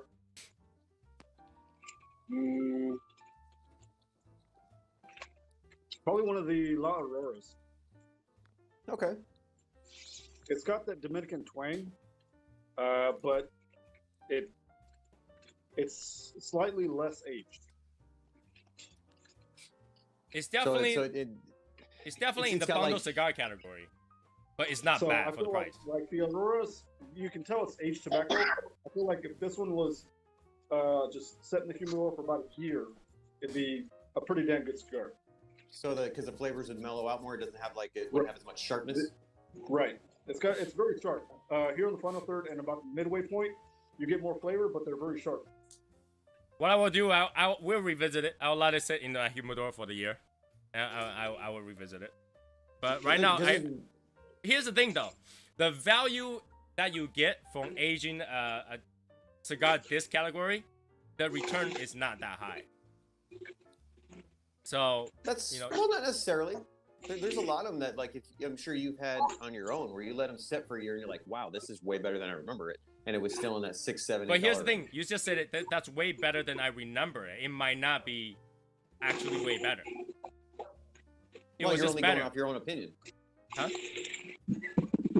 No, You're like going no, off your own opinion. So I mean, like, here's the thing. what A do you lot expect? of us will have like memory of something that's bad, and all of a sudden, when you remember a few years later, it's like kind of funny. You know, it wouldn't be bad anymore. True. So it kind of get that same situation where I go to a restaurant, eat food that's extremely nasty, but when I try it the second time, it wouldn't be nasty anymore, kind of thing. You know what I'm You've saying? already lowered your expectations. You kind of expect it to be bad, but when you smoke it, it was better. Yeah. So I think in my opinion that a lot of bundle cigars you will get better smoke majority of time by aging it longer, but at the same time I think the return of that, like the waiting of a whole year on it, doesn't give you a year worth of a better. I mean that's just obviously opinion, but you know. Yeah. Like I feel like when you pay cigar price at this range, you are expected to, to have like a daily smoke that's not gonna break the bank, rather than smoke that you want to collect over a year. So now, would you put that in one that where you could smoke it every day and it'd be good? If that's my price range, yeah. Okay. See, that's okay. Well, then that kind of answers what I was wondering. If it like you think it's a good value for what it is. But at the same time, I can tell you that there are a few other ones where I would prefer over this. For one example, At I the thought same price point.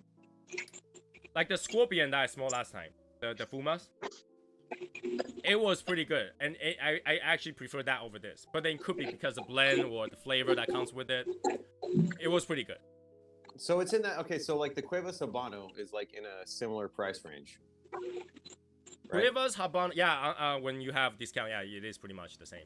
But I had to tell you that I will prefer Cuevas Habano over this. Ooh, shameless plug. No, I was wondering, it'd be a good thing to do to where like if you let one of those sit even 3-4 months, right, and you revisit it and you see where it sits.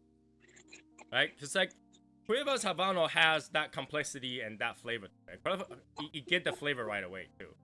So, but again, Cuevas Habanos in actuality should be an $8.50 stick to $9 stick. So it's not really at the comparison, right? It's not really a comparison. I think they're priced wonderfully. I don't think they should be higher. Yeah, exactly. But what I'm saying is that you're comparing $5.50 cigar to an $8.50 cigar, and it might not sound a big difference, but for a cigar, $1 is a lot more. Technically, Oh yeah, if you think about it. Yeah, So, I mean, you go per box. Yeah, you're going to be what, $40 difference or something like that if you're getting a box. So there is a huge difference. I don't think they should be in the same category, because I'll categorize this as a bundle cigar versus, Habano. I mean, Casa Cueva, whereas it was more premium cigar. So okay, now but his would be more like a premium bundle, not like a mixed fill bundle, right? Yeah, something like that. There you go. Okay. Like if I was to buy this blue line, I would expect it to be in a plastic bag, bundle of 25. Almost like a refill pack kind of thing, but it's that's how it's packaged. Shouldn't be in a box, right? But when I buy Casa Cueva at that price range, I expect to have some sort of box to go with it, because the price range. So there is slightly different when I kind of evaluate them based on their price range and what I expect out of that price range. Like you're not gonna expect this $5.50 cigar to be blow you out of your mind that you this is the only cigar and you should collect 500 of those. Like you wouldn't think that way, right? But Casa Cueva is something that I don't mind to buy a couple boxes, sit there and let it age, right? But I wouldn't go so far to say Casa Cueva is like my Davidoff. I should buy 500 boxes of those and have it age. I think you should buy 500 boxes of Casa Cuevas instead. But after we get what we want, I told you I'll wait until Wednesday and decide what I want to do with them. Hopefully the chop suey does get better. The first one I had wasn't the best. I have 4 more aging now. Me too. I think the chop suey is the less complex version of egg roll. So you always gotta miss something. Even if you get better, it's still gotta miss that complexity of the egg roll. And it's meant to be, I think, because you got less fills. So I don't know. How many of you actually like the chop suey? No. I did. Okay. So we got 2 out of. I did. I didn't think it was bad. It just wasn't as good as the egg roll to me. I just didn't have the chop suey yet, so.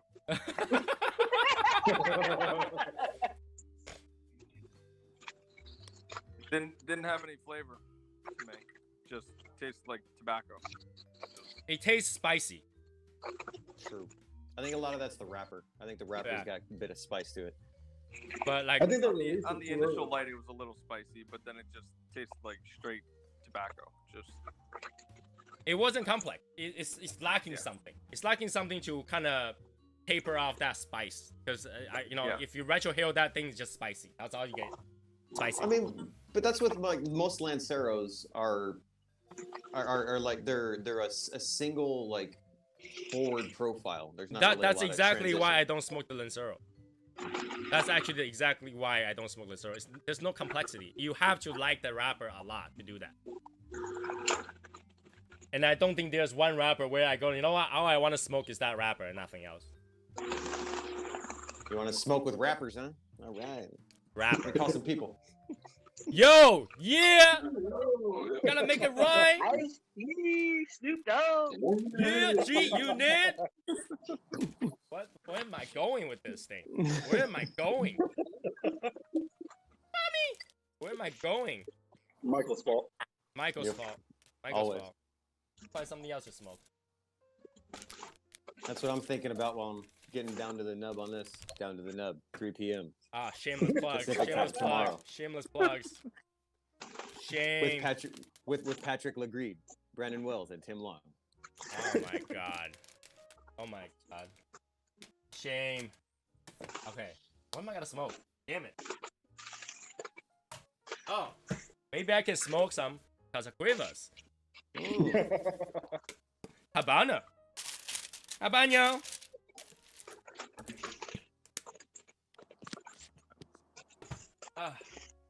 Okay. And there's a plug. Took long enough. Yeah. One of us had to get down to the nub first. See.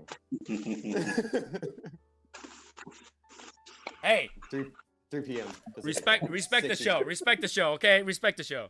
It's affiliates. I know it is, but Just like respect Martin. the show. Martin's an affiliate. Oh, here we goes. Here we goes. Here we go. Back Monday- at it again Mon- with another cigar review. Oh, Wednesday, Friday. Hey, Martin. New content, 11 a.m. Central Standard Time. So is your subscribe thing up on the wall still?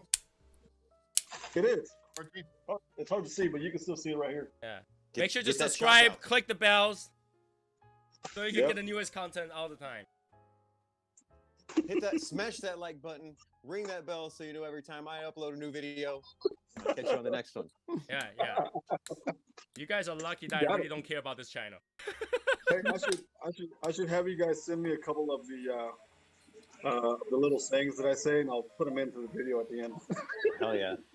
And you got to do the hand like this every time I upload Every a time video. I upload a new video. It goes like that. You got it. That's what his proctologist did, by the way. Martin's not old enough yet, man. Nope.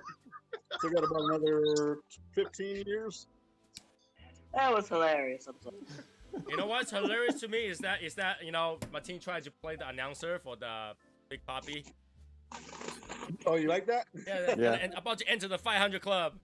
I'm like, dude, that's Boston Red Sox. You shouldn't be talking about Boston Red Sox. Traitor. I don't know anything about bat ball, so I don't know what to say. Talking Hey, about that easy. sports ball again. And that's sports ball stuff. Yeah, I thought about adding like a clip of him, but I was like, nah, I don't want to get Thing for it. copyright. Yeah. Foosball. That damn foosball. Women's are the devil. I invented electricity. Ben Franklin is the devil. Oh, where's that going? Where's that? Matt Johnson finally had it.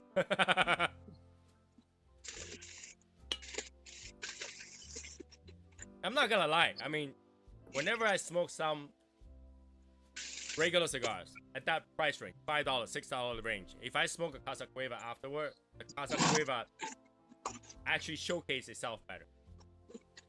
Like, I was almost like if you eat some like something that's very bland, like a porridge, and then eat some like really tasty stuff. So it does make a difference when what you choose as a second cigar that you smoke. If the second cigar that you smoke was more bland than the first cigar, it gets even more bland. If the second cigar is actually more tasty than the first cigar, then it gets more tasty. I don't know. Does that happen with you guys or just me? Yes. I don't know. That I've classic always, flavor. I Go always ahead, Mark. drink after I always drink on these lives, so any cigar that I smoke, I can't really taste it. You know, I like how Michael did this. Michael basically did this. Yes. Yes. Yes. You have to go close the mic- microphone. Yes. The microphone's right here. Yes. Yes. Yeah. Like single word answer. Yes. Yes. Here's the thing, like, you know, I don't think I smoke enough Davidoff, so I should do like, you know, 4 or 5 weeks of Davidoff straight to kind of make it up from this point on. I think you should smoke less Davidoff. I think I should smoke more Davidoff. I feel like I have betrayed Davidoff. But they betrayed you. They did. Well, actually, no, Avo did. Well, Avo, it's owned by Davidoff. It doesn't matter. Only partly. Only partly. They don't own the entire thing. You know, you haven't smoked very many Camachos lately. Good. I haven't smoked any Camacho lately because they haven't had anything new that's good lately. They never really come out with anything new. No, because when they came out with the infused one, the barrel whatever one, that was a disappointment. That was That, like that this. wasn't infused though.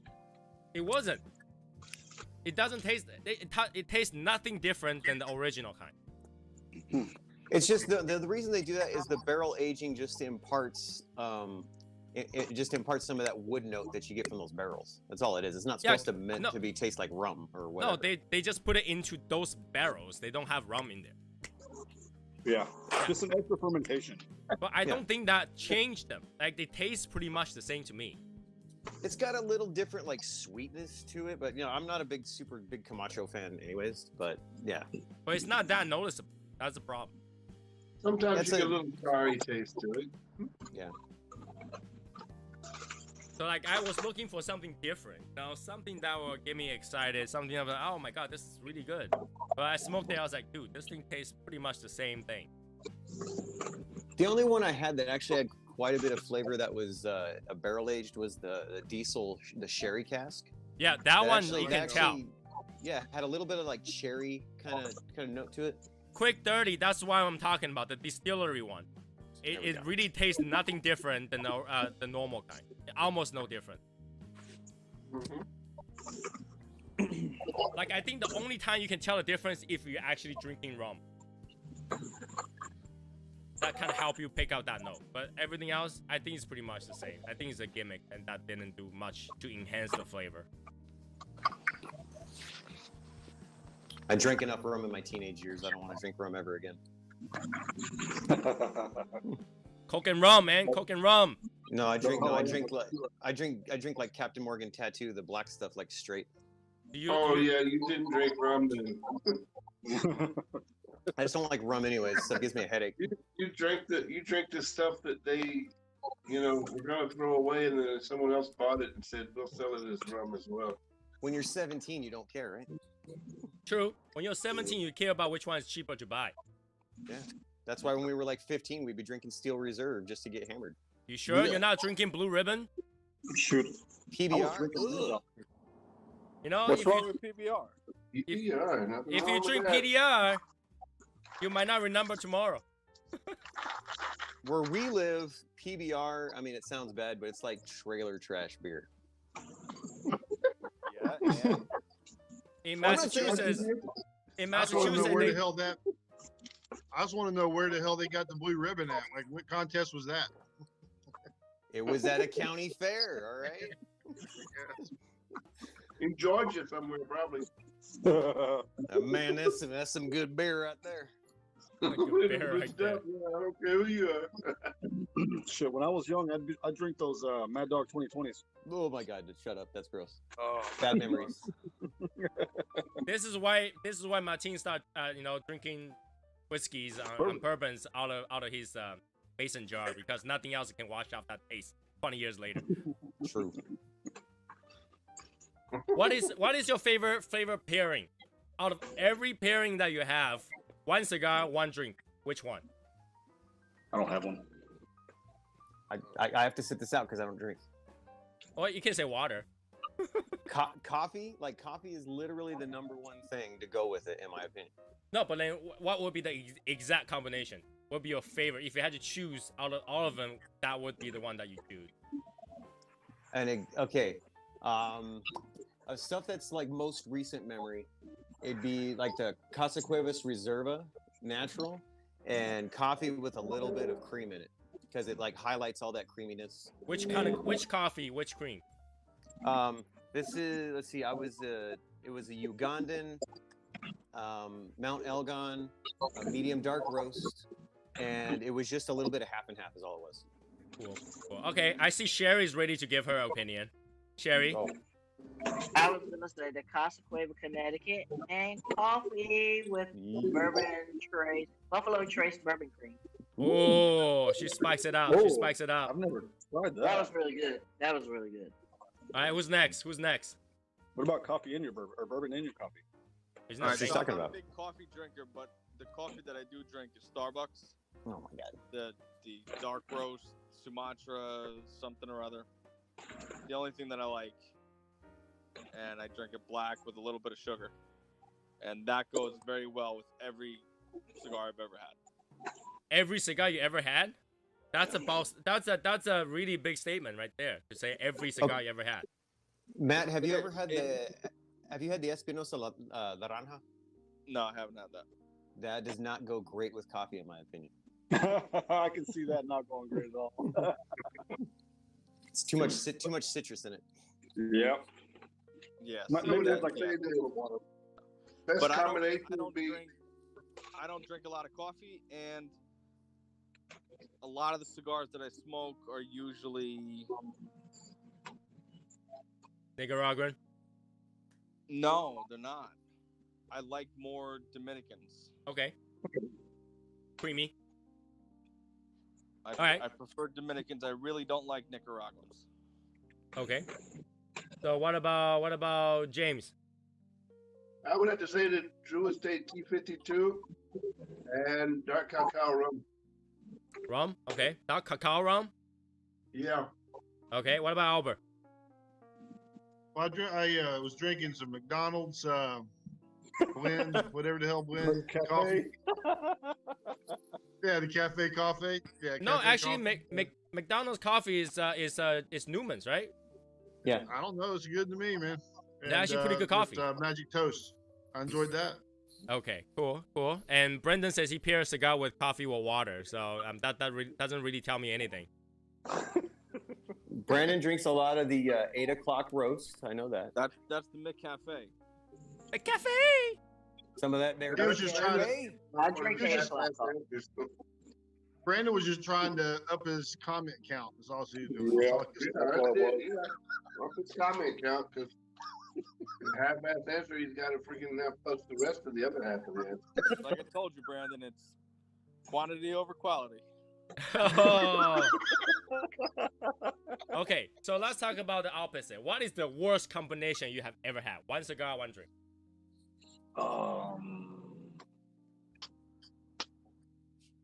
So bad that you will not caught dead doing that again. A Gurkha Symphony and tea. And tea. Yeah. Okay. Just because the Gurkha Symphony was so bad, it made the cigar even more like sour tasting with the tea. Okay. What about Martin? I'm thinking still. There was one. I'm trying to remember what it was. But you hate so many cigars. How are you gonna even know? But it has to be the worst. True. Like the one that you will True. not do it again. True. Need that Martine stink face with this one. Mm-hmm. Yeah, okay. Let's how about who's ready? James, do you have one? Worst cigar No. combination.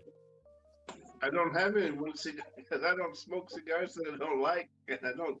If I'm smoking a good cigar, I don't drink shit that I don't like the taste of. Well, you can like both, but then that doesn't mean the combination is gonna be good. Yeah, I haven't had a bad combination yet. All right, James, you're not helping. Get out. Albert. I don't have one either, man. I can't think of one where it sucked. Diet Coke kind of sucks with about everything, I think. All right. So the Doesn't really Irvins help. are not helpful. Let's move on. Next time. Next. Okay, I think I have one. All right. What There's is it? two. There's one cigar. One of them was the Gurkha Cellar. I don't remember what it's actually called. And I normally usually drink with Dr Pepper, and it just really did taste good. Just tasted like wet cardboard. Okay, so I think the common denominator is gurkha. So if you take gurkha out of it, everything else will taste good. But there was also that Daddy Mac by Cornelius and Anthony. That was horrible. Okay. It seemed like you were heading there anyway, how should Tony? Huh? Seemed like you were heading there from the beginning. Well, like, I was seeing that, you know, if there was a common denominator, it turns out to be gurkha. What can I say? What can I say? Sherry, what about you? No, Sherry usually smokes something with really fancy stuff, you know? She always have fancy drinks, so it's interesting to know. I'm trying to think. I know one of the worst cigars I ever had was a Panama Jack Robusto. That was nasty as shit. I agree. What was that honey terrible. one? There was like a Cubana honey one that was really bad. I've never had a Cubana honey. Something honey, it was really bad before. I can't remember which one of those cigars. Dude, are those the ones that come in that little bag? Which one? The Jack something? The Panama Jack Robusto I got from the site we don't mention. Oh. Oh, see, that's why you shouldn't buy from there. I thought they were in those little bags. Like those travel bags. Was it flavored? It just was nothing. It tasted bitter and ew. It just had very little flavor. And the Gurkha Centurion. Oh my God, that's another hard one. Yeah, but if you get cigars from that place that we don't talk about, can you really say that it was the cigar that was bad? Yes. Yes. Yeah, she goes to the microphone. Yes. No, or was it just the cigars that they got a hold of and were trying to dump on everybody that were bad? Brendan says that he cannot stand any Dr. Pepper or any cigar, any type. Quick says, Martin, have you tried the Dr. Pepper cream soda? I have not seen the Dr. Pepper cream soda. No, anyway. I have not yet. I probably don't want to try it either. I'm not really big on the creamy sodas. No, the cream soda it's not creamy though. It tastes like the cream. It's not creamy. It just tastes like the sweet cream. I don't know. Cream sodas are the best. Yeah, cream soda pretty much goes with any cigar. Come on, let's be honest with that. I might get one from the Filthy Viking, the original Filthy Viking and cream soda, best ever. Oh, okay. Haven't tried that, but I've got one of the Filthy Vikings in the humidor, so I might have to try that. You know, I'm still kind of disappointed that Filthy Viking doesn't taste like Filthy Viking anymore. That was actually pretty good. I don't know if that's a good decision or bad decision on his side to change it like that. I gave Martin like 2 OG Filthy Vikings when I was there. He smoked one and he's got the other one still. I still have the OG Filthy Viking. I got a few of them left, like 7 or 8 or 9 or something like that. Those I don't have any Filthy Vikings anymore. You don't? Nope. I bought a box of them back in the day. Back in the day. You know, James makes it sound like it's a long time ago. Back in the day is a year ago. Well, 2 years ago. 2.5 2 years ago. Almost 2 years ago. That's a long time. 2 years ago. Has it been that long? Yep. Yeah. That's right, yeah. All right, I'm back. Who's back? Who's back? Who's back?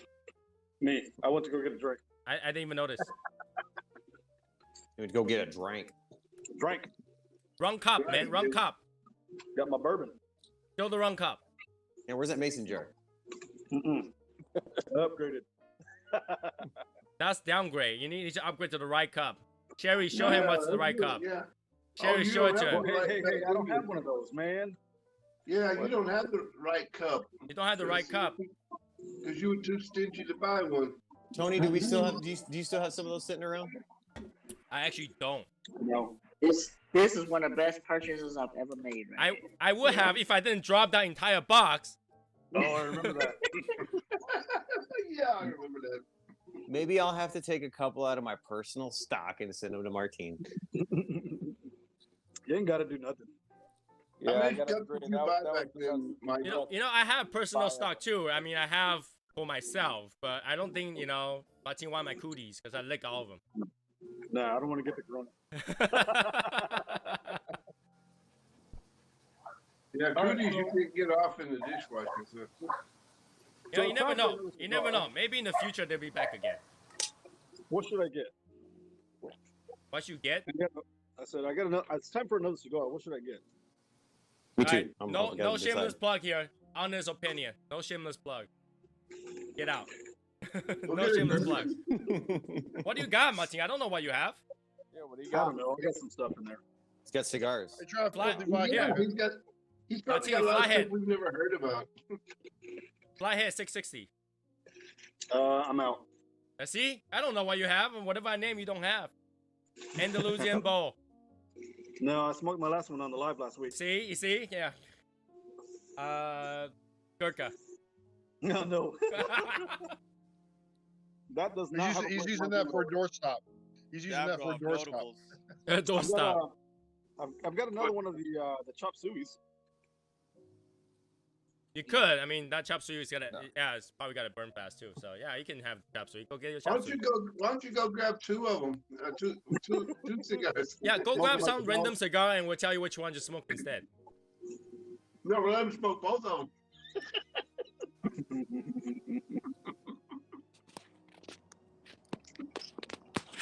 I'm interested to see like how now that the PRC is not gonna come, it's not gonna happen. Like how people will advertise those new cigars, because a lot of people like I see other people complain like they don't have video content anymore and all that stuff, and people might not know the new cigars. I wonder how they will advertise the new cigar. There's this thing called the internet. No shit. YouTube. It'll be YouTube, sure, but it wouldn't be like one episode talking about all the upcoming one, right? It'll be like 10 episodes for 10 different cigars. No, As they come out. Be some cigar reviewer type people, or cigar magazines posting, YouTube videos over all the new stuff. If they're smart, they'll hit up all the reviewers. If they're smart, they'll send it out to me, and I'll give them all away. Yeah. Yeah. Yes. Works real good with the Casa Cuevas. Yes. They sent them all to you and you kept them.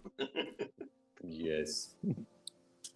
Hey, I don't keep them, okay? No, he didn't keep them. He's getting them ready for the giveaway, for the raffle. Absolutely.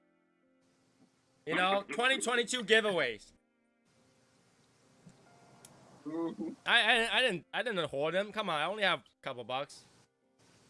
You're not a hoarder, yeah. Yeah, spoken like a true hoarder. They're still good. I don't have a problem. Don't tell me I need to throw this away.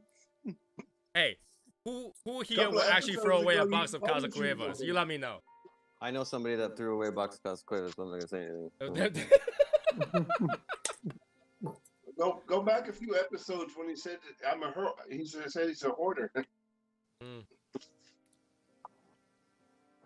Now Yeah, he says if I- he's not. If I go back a few episodes, I might find out who threw away a box of Casa Cuevas too. Yeah. I know about that. I doesn't say anything. I'm just saying. Just Martin's saying. doing the old review here, man. He's doing I remember the. that post. See, as a non-hoarder, I have to throw away some to buy some more. Sure, Yeah. Tony. Yes. Yes. Yes. It's gonna be a new thing. Hashtag yes. What happened to Hashimoto? He didn't even. I guess he. Just I think he completely left. I think he left already. Yeah, he just completely left. Apparently. Yeah. I think he wasn't planning to get on to start with. He's just like, oh, it doesn't work. One of those things like, oh, my cell phone get no reception. I can't hear you. Oh, hang up. Oh, my battery's dead. I tried, to my opinion, it was too sweet. Cream soda too sweet? I don't know. You can have diet cream sodas less sweet. Yeah, but then it tastes like diet. That's kind of the point. It's less sweet. Yeah, but it's got that weird aspartame aftertaste. You can get one with what's the thing called? The fake sugar. Stevia or something. Stevia, yeah. Stevia. It's only sweet for the first 2 seconds and it's bitter as hell. You can get those. I had this boss one time where he was a quasi health food nut, and so he we had a barbecue. He made half beef, half veggie burgers, and then he went and got some of that stevia soda from Trader Joe's. And Trader he just Joe, went okay. yeah, he went off the rails about it. He's like, "Oh man, this is so good. I shouldn't be drinking this." And like, I tried one, and I was like, "Why are you drinking this?" Because it tastes bitter after. It does It's taste so weird. bad. People think I don't use stevia since Breaking Bad, man. since the Breaking Bad. the thing about sugar alcohol, you guys that know that if you try to go on a diet because you want to replace sugar with sugar alcohol, know that your body still react to sugar alcohol. It still produce insulin. It just cannot break it apart. All right, your body will still produce insulin for it. Just so you guys know. Hey, I just realized I only have one more of the voyage left. What left? I said I only have one more of the voyage left. Time to get more. I think he still have more. I No. know. I That's don't know. all I I got. have to contact him. I plan on getting some more of the Benditos. Ay bendito. Or you can get some coffee too and let me know how it is. Oh yeah, that's right. You see, like Martin is showing off his collection from the bottom up. Yeah, he's teasing. Bottom up. All right, that's what I like to see. What are we talking about? What? Yeah. This is part of my collection here, you know, this wood rack. Martin, takes that long for you to choose a cigar? Come on. Yeah, I don't know what I want to smoke. I'm Oh, aging the here. gonna be gone. I'm getting old here, and that doesn't happen often. Hey, it's okay. I We still don't know got why like I 4 only hours make so left. many reviews. Hey, we still got 4 hours left. It's all good. I am definitely taking my bath tonight. No one's gonna stop. We will stop you. How about a Fratello? We'll do a Fratello. Well, just take your phone with you. We told you we don't have a problem with that. I do, because I know someone's gonna take a screenshot, and who knows what's gonna happen. Turn the video off. I can turn the video off, and James will will Photoshop my voice.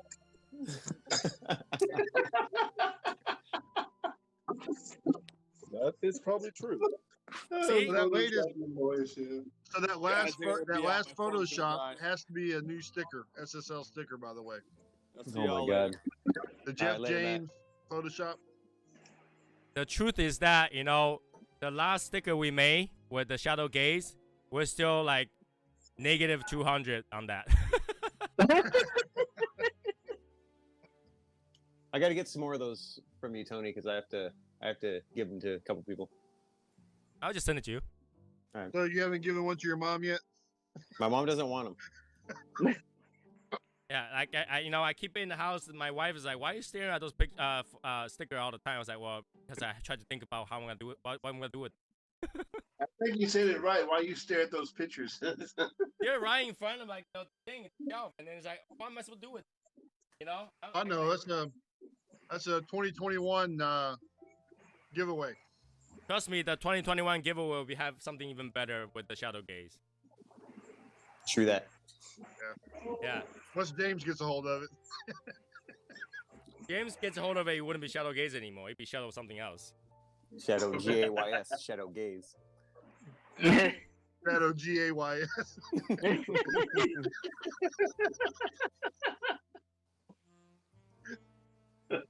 Quick 30 wants one.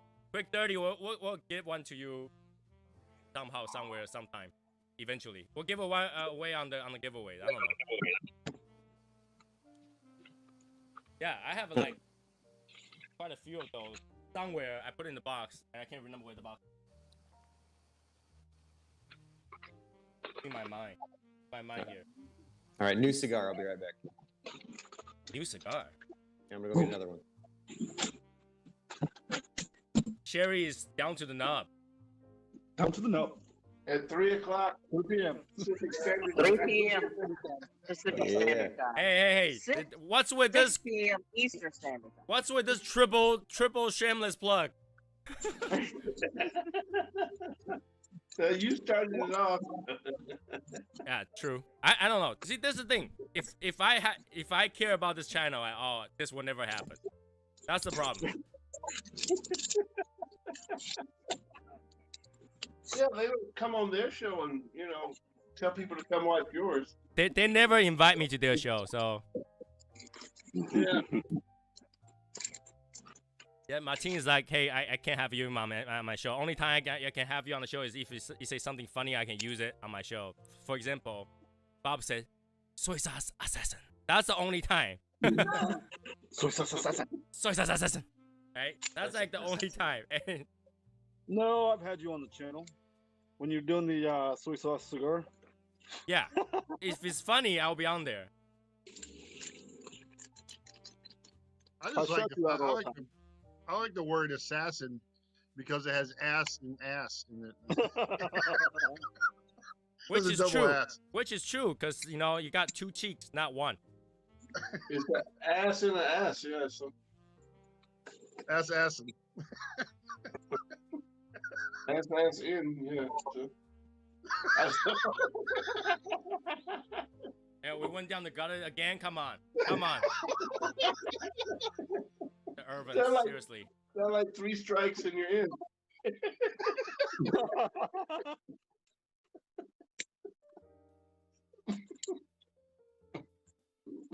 Wow. We need to have Sorry. a moderator on this thing. You know? Sorry, I couldn't resist. You need to have a moderator on this thing. One day. One day. Well, you have one. Is Brandon? Not on the group me thing. No, man. I'm talking about on the meet, actual chat. So people, when they see about to happen, it just mutes everybody who's about to make that joke. Well, I guess James would be not allowed here. No, it would be like, James is the moderator. That would suck. Everything's allowed. It's What the same. rule? It's the same concept of having Brendan Chapin as the moderator on the chat room. Yeah. We had a fox bounce in the hen house.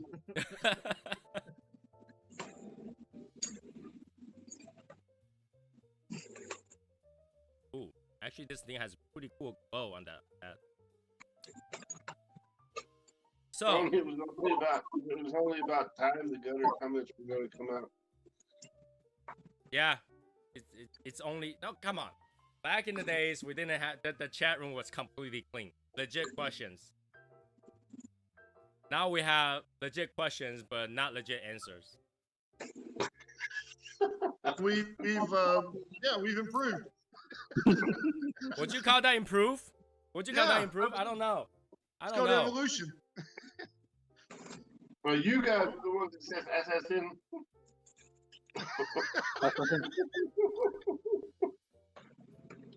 I don't know. I don't know. I mean, how can you not say something about that? Quick 30 says if we monitor the live, the whole show will be muted. I will agree with that statement very quickly. All right, Michael, what'd you get? I got a Pier 28 Habano. Habano. Hashtag Habano. Cabaño. Habano. Yeah, Michael missed all the fun while he was gone. That's okay.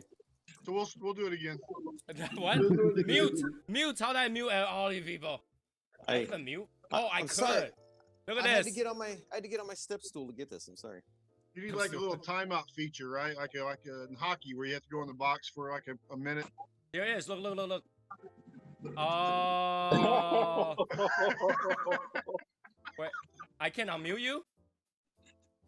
No. Oh, yeah. So, what? He can unmute himself. Yeah, he had to unmute himself. James, you gotta unmute yourself. See, Michael, what happened was you didn't even have to be here. Sherry did the plug for you. Nice. That's what I like to hear. Tony, were you trying to mute me? It was a testing, but we know it Shut the works. fuck up, dogs. Actually, no. Let me fix that. Yes. Yes. You gotta get it down in your throat and the top of your chest. Yes. Yes. Yeah. He was trying to see if the boomer knew how to unmute himself. Like, Wow. assassin. Well, I didn't know I can't unmute him. You know, he had to do it himself. That's no fun because then he would know he was muted. See, not all boomers can do that. Here's the thing. I gotta give him credit because James, at least he knows how to get on this thing, like unlike Hashimoto. Yeah, I just don't know how to get myself unmuted. No, James. I actually knew that I needed to push on the, but when I was pushing on it, it wasn't doing anything. So That wasn't me. fat That must be fingers Google. just getting up. That must be Google. That must. Yeah, it was just fat fingers and only being up for 5 minutes. So. Okay, moving on.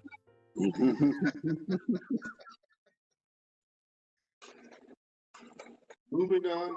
Yeah, what's next on the topic list, Tony? Next on the topic list, let me shoot a dot and find out. You know, the topic really for my goal right now for the next few weeks, not to talk about the situation with the disease and everything. So I'm not gonna talk about that. Even though that's the really happening and what's affecting people. Look who's on. Cat, you're muted. You had to unmute yourself first. Yeah, that's James. He'll tell you. I think what was funny was last week that the Corona thing lasted all the way through until Brendan left, and then the conversation started getting better. Yeah, yeah. Oh, that's messed up. Well, but it circled back at the end, though. It did, unfortunately. Like, I don't know. But, you know, it's hard to keep it with just the cigar thing because in reality, right, everybody's watching this thing. It's all somewhat familiar with cigars, right? We know what we like. We know what we typically smoke. And we just want opinions on, what each other think about specific cigars, right? So, they can only go so far because cigar is actually not that complicated. Like, the more you smoke cigar, the more you realize cigar is not that complicated, right? You get the cigar you like, you find the pairing. Anything else like storage, and what else? Storage and the swag and equipment that you do with it, right? That's pretty much it. Cigar is actually more relaxing than it is. A lot of people actually put a lot of attention on their storage. It has to be 77, right? It has to be a specific kind of container. It has to be a cedar-lined box that they put in, all right? And it has to be only 70% full of that container. Just give me my rubber Tempador. I'm good. Yeah, but a lot of people, it's like, I think all of us, when we started, that's what we research first, right? Like, first thing when you Google is how do you smoke cigar, how do you store cigar, right? And then you go and you find whatever you can get, right? I mean, first thing will be probably acrylic humidor because they're cheap, right? They're cheap. And then you find that you can actually put in the Tupperware, you can actually put it into something more higher end, like a Wanador. And then once you get there, and you worry about, okay, is it gonna mold? But then as you smoke longer, as you go more into it, you realize that you don't have to pay that much attention to it. Once you had it set, it's set. You rarely run into problems. Well, there's got to be an experience factor there somewhere. I mean, But here's the Like thing. I told my nephew the same thing. I gave him that rubber Tempador that he loves it, man. He can put 400 cigars in it now, so because he's on the road all year round. He was happy when he got that thing I won from Martin, the 10, the Drew Estate 10. Mm-hmm. Here's the thing, like, how many of you actually had problem with molding? Not me. I've had one cigar mold and one tray mold in like the very corner one time. One You time? must have got it from Brandon Chapin. But you know what I'm saying? The occurrence is so little that I think as a beginner, that's the very thing you worry about all the time. You're like, my cigar's gonna mold every day. My cigar's gonna mold. I'm gonna look. Oh my God, the temperature jumped to 74 today. And my cigar's gonna mold tomorrow. My cigar's gonna have beetle the next day. How many of you has cigar beetles infestation in your humidor? Never. I mean, it is interesting to read about it, and it is to know that there are cigar beetles. And There is, but the majority of time, those came from Cuban cigars.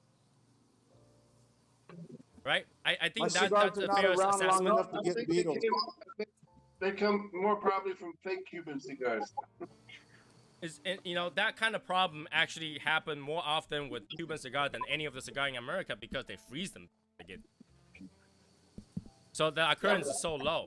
So the things that people worry about, people go to a YouTube channel to find, you know, videos of how to take care of their cigars and that kind of stuff. Really doesn't happen all that often. I mean, but you know, we don't have a big problem with Cuban cigars getting beetles over here. So That problem mostly happens with people in the U.S. try to get Cuban cigars shipped over. You go through all those temperature changes, and it sits outside in the summer before you take it in and put it in your humidor. You know, and then next thing you know, a month later you get beetle. But it rarely happens. I think that problem comes with a lot of people getting cigars that think are Cuban that aren't necessarily Cubans. But I don't think Cuban cigar manufacturer actually freeze their cigar before they send it out. So, but I think a lot of American cigars are frozen to kill the egg beforehand.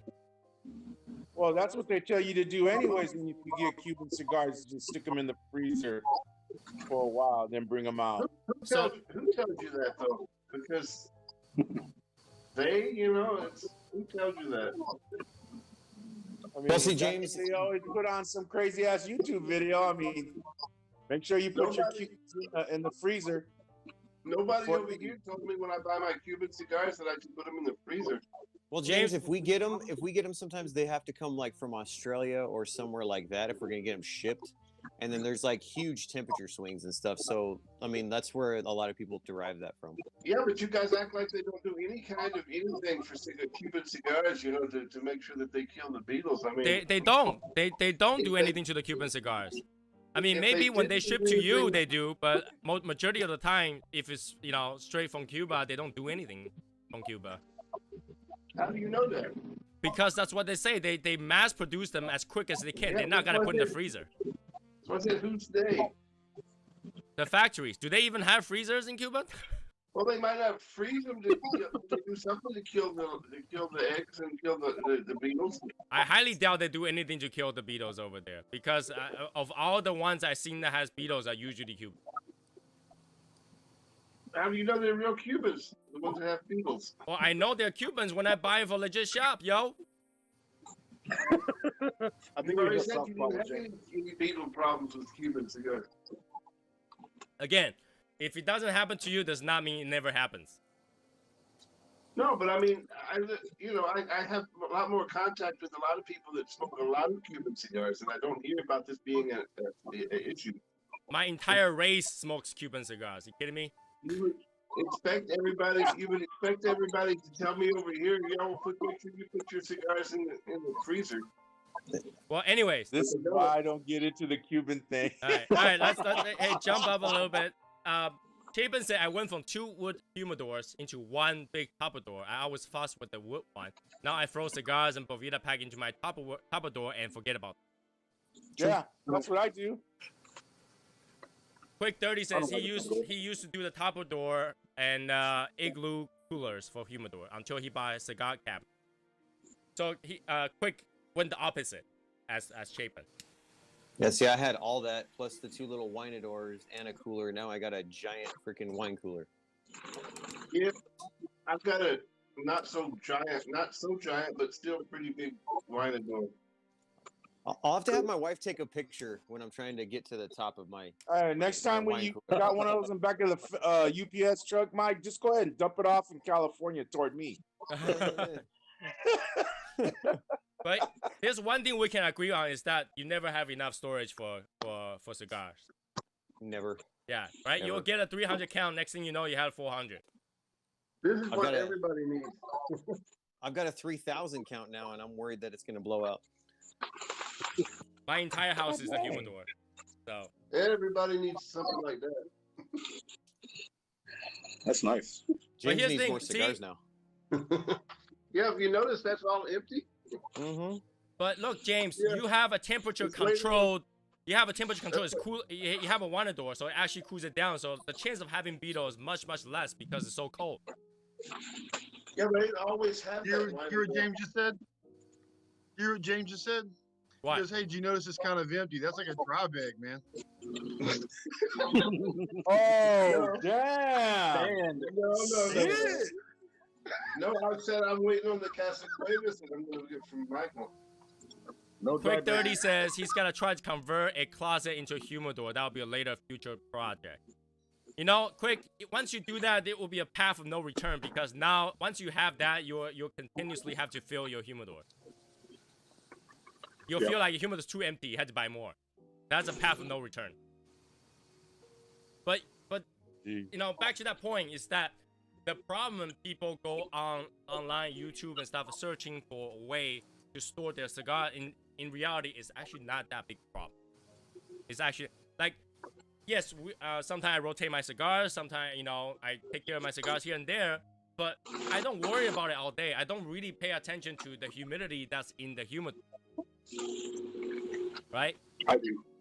You do. You're different. You're a reviewer. Get out. Anyways. I'm talking about average people. Especially those have...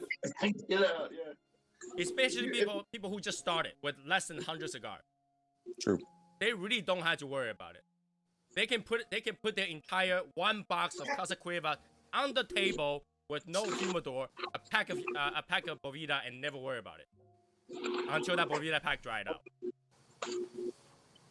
I only buy 60 cigars at a time, so I don't have to worry about none of all that. Exactly. Under 100 cigars, right? That's why I say under 100 cigars, you really don't have to worry. Those are rookie numbers, man. Cat, you got to pump them bitches up, dude. Man, please.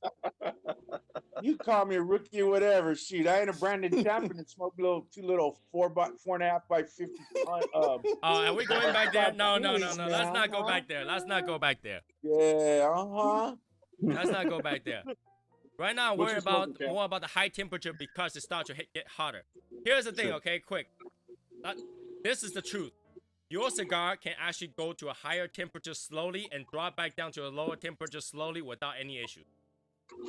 Right? Your cigar is going to be fine if it hits 80 today and it goes back to 70 tomorrow. It should be fine.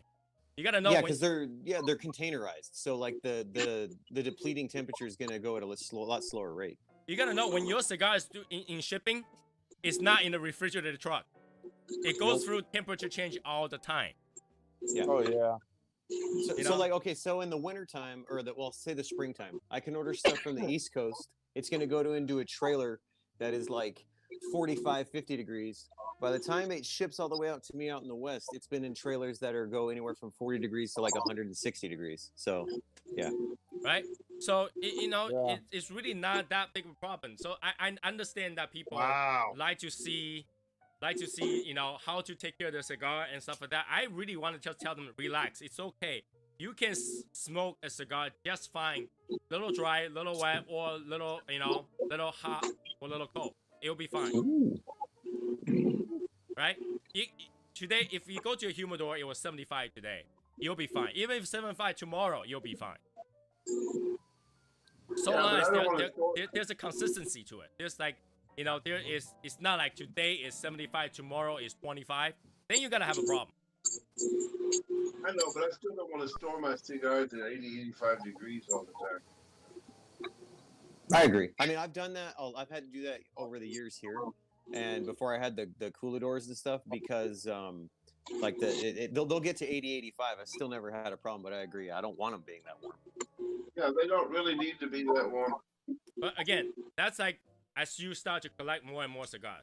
If you only have a small amount of cigars, you just started, don't worry about it too much. Get a pack of Boveda pack, enjoy the cigar, and don't worry about it. You don't have that much where the investment will just totally shit the bed. It doesn't happen. Smoke them bitches. Right? You have 66 no matter cigars. what, Mike, we're going to be in 100 degrees regardless of what, because we're both in the same climate. We're already there, buddy. We're already there. Because let's be honest here. How many people think that in Cuba, they keep those leaves in a refrigerator, like highly refrigerated room where it's constantly 70 degrees? No. Nobody. Yeah. Nobody. So that means when you get the cigars, you don't expect to put it constant 70 degrees. I think a lot of it has become a marketing thing that has really pushed people. I think people are like over worried about this problem. It's cigar is actually not that hard. If you think about it, back in the day, there's no such thing. They just put cigar anywhere, right? In fact, I think back in the day, they put a cigar in an exposed container, not even covered. So Shoot, I remember when they sold cigars and put it just behind a glass cabinet with no humidifier. Yeah, because it's drier cigar is less likely to go bad than a wet cigar. Yeah. But the thing is, the people need to have some kind of a guide, to know how much water content is actually in the cigar, and that changes with the temperature. It changes the temperature, but a lot of people actually realize as they smoke, they like lesser humidity or more humidity. I mean, 70% relative humidity at 70 degrees is a lot different than 70% relative humidity at 50 degrees. I disagree with that. I would disagree with that in terms of storage. In water content, it's different. Yeah, but then in terms of smoking enjoyment, like, after you take it out for a few minutes, I doubt there's got to be that much of a difference. Well, you make the difference in having it puffing up and cracking the wrapper on you, or again, I'm talking about in terms of somebody who does not have more than 100 cigars on their hand. Well, the James is going with like relative smoking experience. So here, say I have one that's like 70%, 68%, whatever the hell, in the middle of the summertime. If I don't have it on that higher humidity level, as I'm smoking it and it's warm outside, it dries out very quickly and it will crack. It will. Yeah. But and if it's got too much water in it, then it expands and cracks. Yeah. Or it doesn't light well. Sure. But at the same time, we're talking about the difference between a 70% humidity versus 65% humidity. Is that gonna be much a difference? No. No. Long term, yes. Short term, no. Again, small amount of cigar. I'm not talking about 300, 400, 500 cigars. When you have that many and you put it in the same place, there's gonna be some fluctuation between the cigar that's being stacked in the middle versus stacked on the top versus the very bottom. That's gonna make a difference. But when you have like 3 boxes of cigars, not that much different. Yankee with. Now it would be a good time to quit smoking. Corona. All right, Brendan, do your work. I would think a large percentage of cigar smokers don't even have 3 boxes of cigars at home. They've got maybe 15 cigars. Yeah, but I keep about 60. But here's the thing, like everybody who just started smoking cigar, first thing you go is Google how to store them, how to smoke them and stuff like that. All of them is gonna find worried, yeah. All of them is gonna find those things that you must do this. You gotta see, beetles. You gotta see, mold and all that, because that's the most thing that's posted, and people are worried all the time. But you also get people will come into the shop and they'll be like, oh, I just bought these, box of Cubans and now I've got to get, I got to make sure this my investment. I got to protect my investment. Yeah. Like smoke them bitches, man. Enjoy them. Here's another thing though. If you're a beginner, let's not smoke them. if you're a beginner and you just started, you shouldn't buy expensive cigar where that became an actual high investment where, not only you're not going to get the full enjoyment out of it, you're wasting your money because you probably won't be able to know how to enjoy it. And that's also the other thing is that a lot of times people will buy these cigars and they'll hang on to them forever, and then they don't take care of them, and so they wind up running it anyway. They might as well just smoke them and enjoy them. Yeah, just for example, here, Quick is asking how many cigars does everybody have? Quick, I have right now probably about 4,000 cigars. You think I'm gonna go and check each one of them every day? I would literally have to fly everywhere all the time to check every single one of them. I don't even worry about them. I rarely see mold on them. And when I see mold, it'll be like 1 cigar out of the bat. What did you say, James? I got about half as much as Quick says. So 325-ish? 330, yeah. Somewhere around there. So, like I say, if I have that many and I don't worry about it, I really think that people who have less than 100 should not worry about it. I don't worry about nothing. I mean, I've actually got about 350, but 20 of them are being stored at Albert's right now. Now here's another problem is that a lot of people like to display Well, their cigars, so they buy the humidor, nice looking humidor, for the sake of displaying it, not really for the actual storing. You know, they buy something that looks good and then put it in there for the sake of that. I'm right on the edge, Tony. What do Huh? I do about that, man? I'm at 100 or almost 100, so I'm like where I don't have to worry about it, or I do have to worry about it. Which one is it? You work in a cigar shop. Get out. Well, actually, I don't anymore. So that's I didn't fix that problem. Once you get that 101, Smoke it. you're fucking screwed. All right. You're Smoke screwed. two. Start worrying. Once Smoke you it, get right? to 101, smoke two. Do the two And I cigar didn't even challenge. make You'll be any fine. comment to that, you know. You know, I really think that if you don't have that much cigars, where that you have no choice but to stack them together, where they will be like 5 stack high or 6 stack high, then you might want to worry about the humidity to be constant, because the cigar on top of cigar is not gonna get another. It's not gonna get the humidity that evenly distribute. Then you start to worry about it, right? That's when people talking about rotating them kind of plays in. Then you kind of have to deal with. But if you have, a box of cigar, one box of cigar, and then you go, should I buy a humidor for this? I would say no. Just throw a Bovita pack in there and don't worry about it. That's what my father-in-law does. He's got he'll buy a box or two, and he'll keep them in his clothes drawer on the bottom of his clothes, and just put a Bovita pack in there, and he'll be good. Now, I'm not saying that you should put your box of cigar right under the sun near the window. That would be a bad idea. That'd be a bad idea. Right? That'd be barbecue. Your cigar will breathe something. I don't know what it is, but you will breathe something. But if you had them in the drawer, not directly under the sun, and a relatively constant temperature, not too hot, not like 100 degrees, then you'll be fine. Right? Well, it's almost about hit that today over here. But did you put it under the sun? Yes. No. Yes, he did. If you want to offer one, if you want to offer one to Jesus, you can put it under the sun. Okay? Yeah. He might smoke. But Cat did respond pretty quickly to what you said, though. So you got to wonder. Yeah.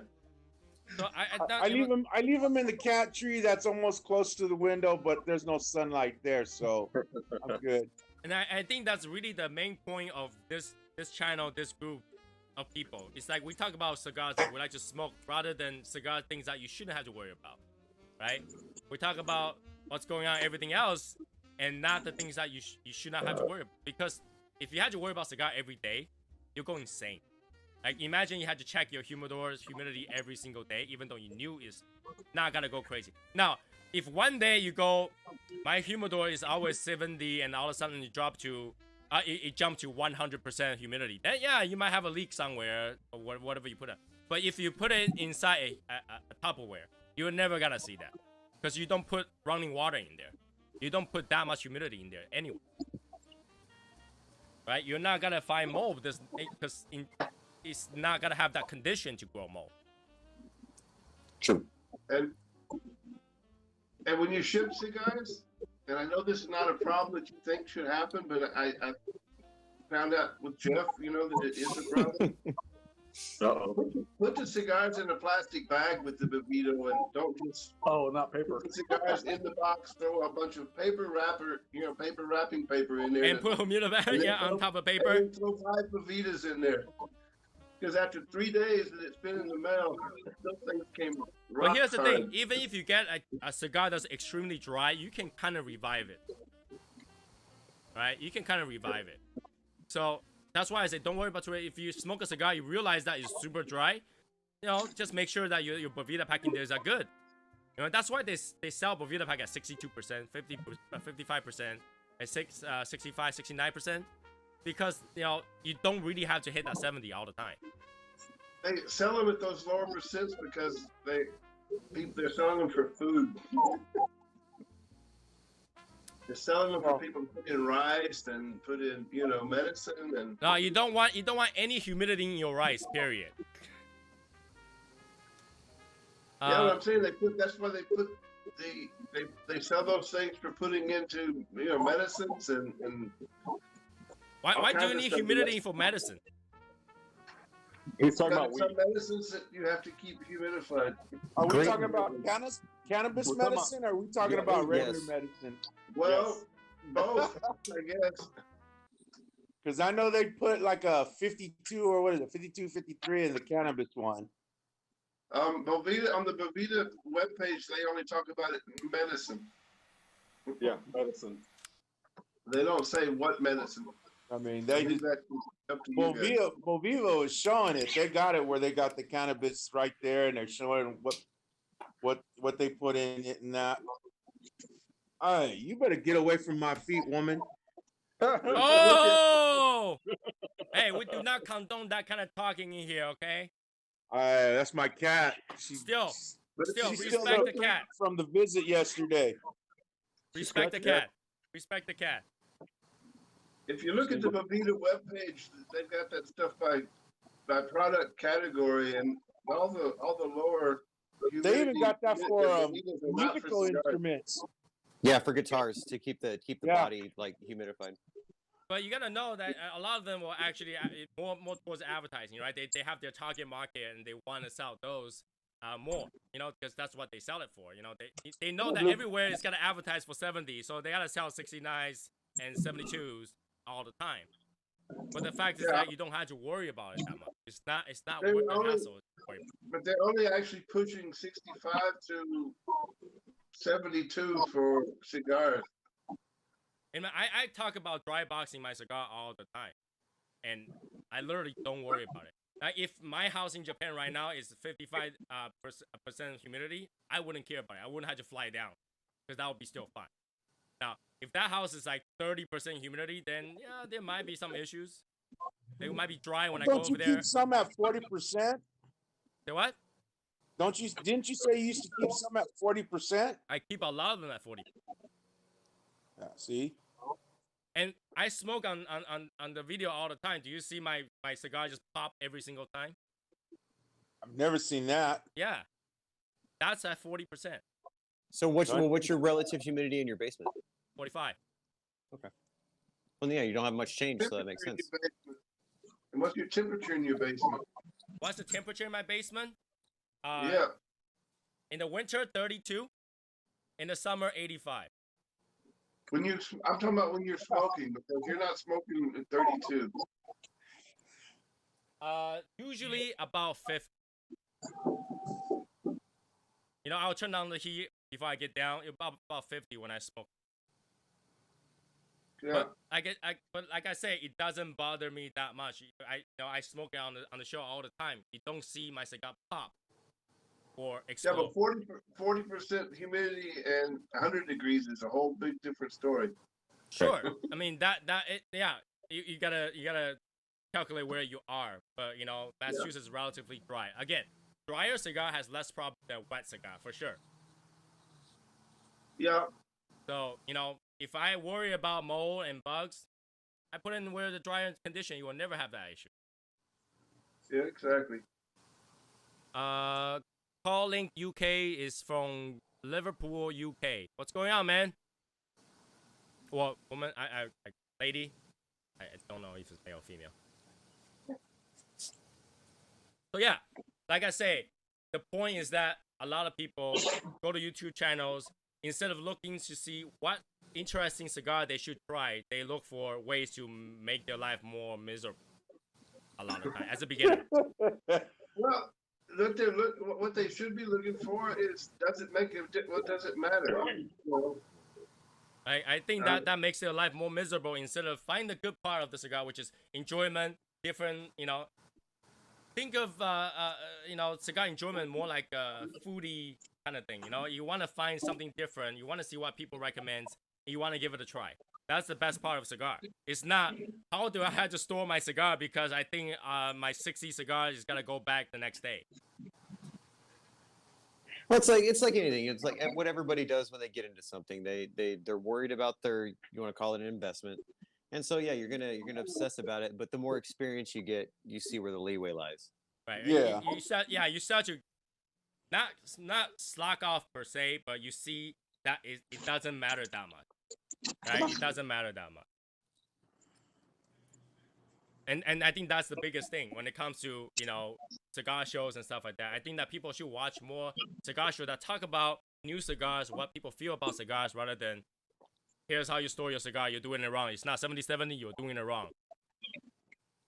You know what I'm saying? Still think, you know, there's a lot to be, you know, said though for learning a little bit about cigars and humidors and everything before when you start getting into it. But here's the thing: is that actual knowledge that have to be followed?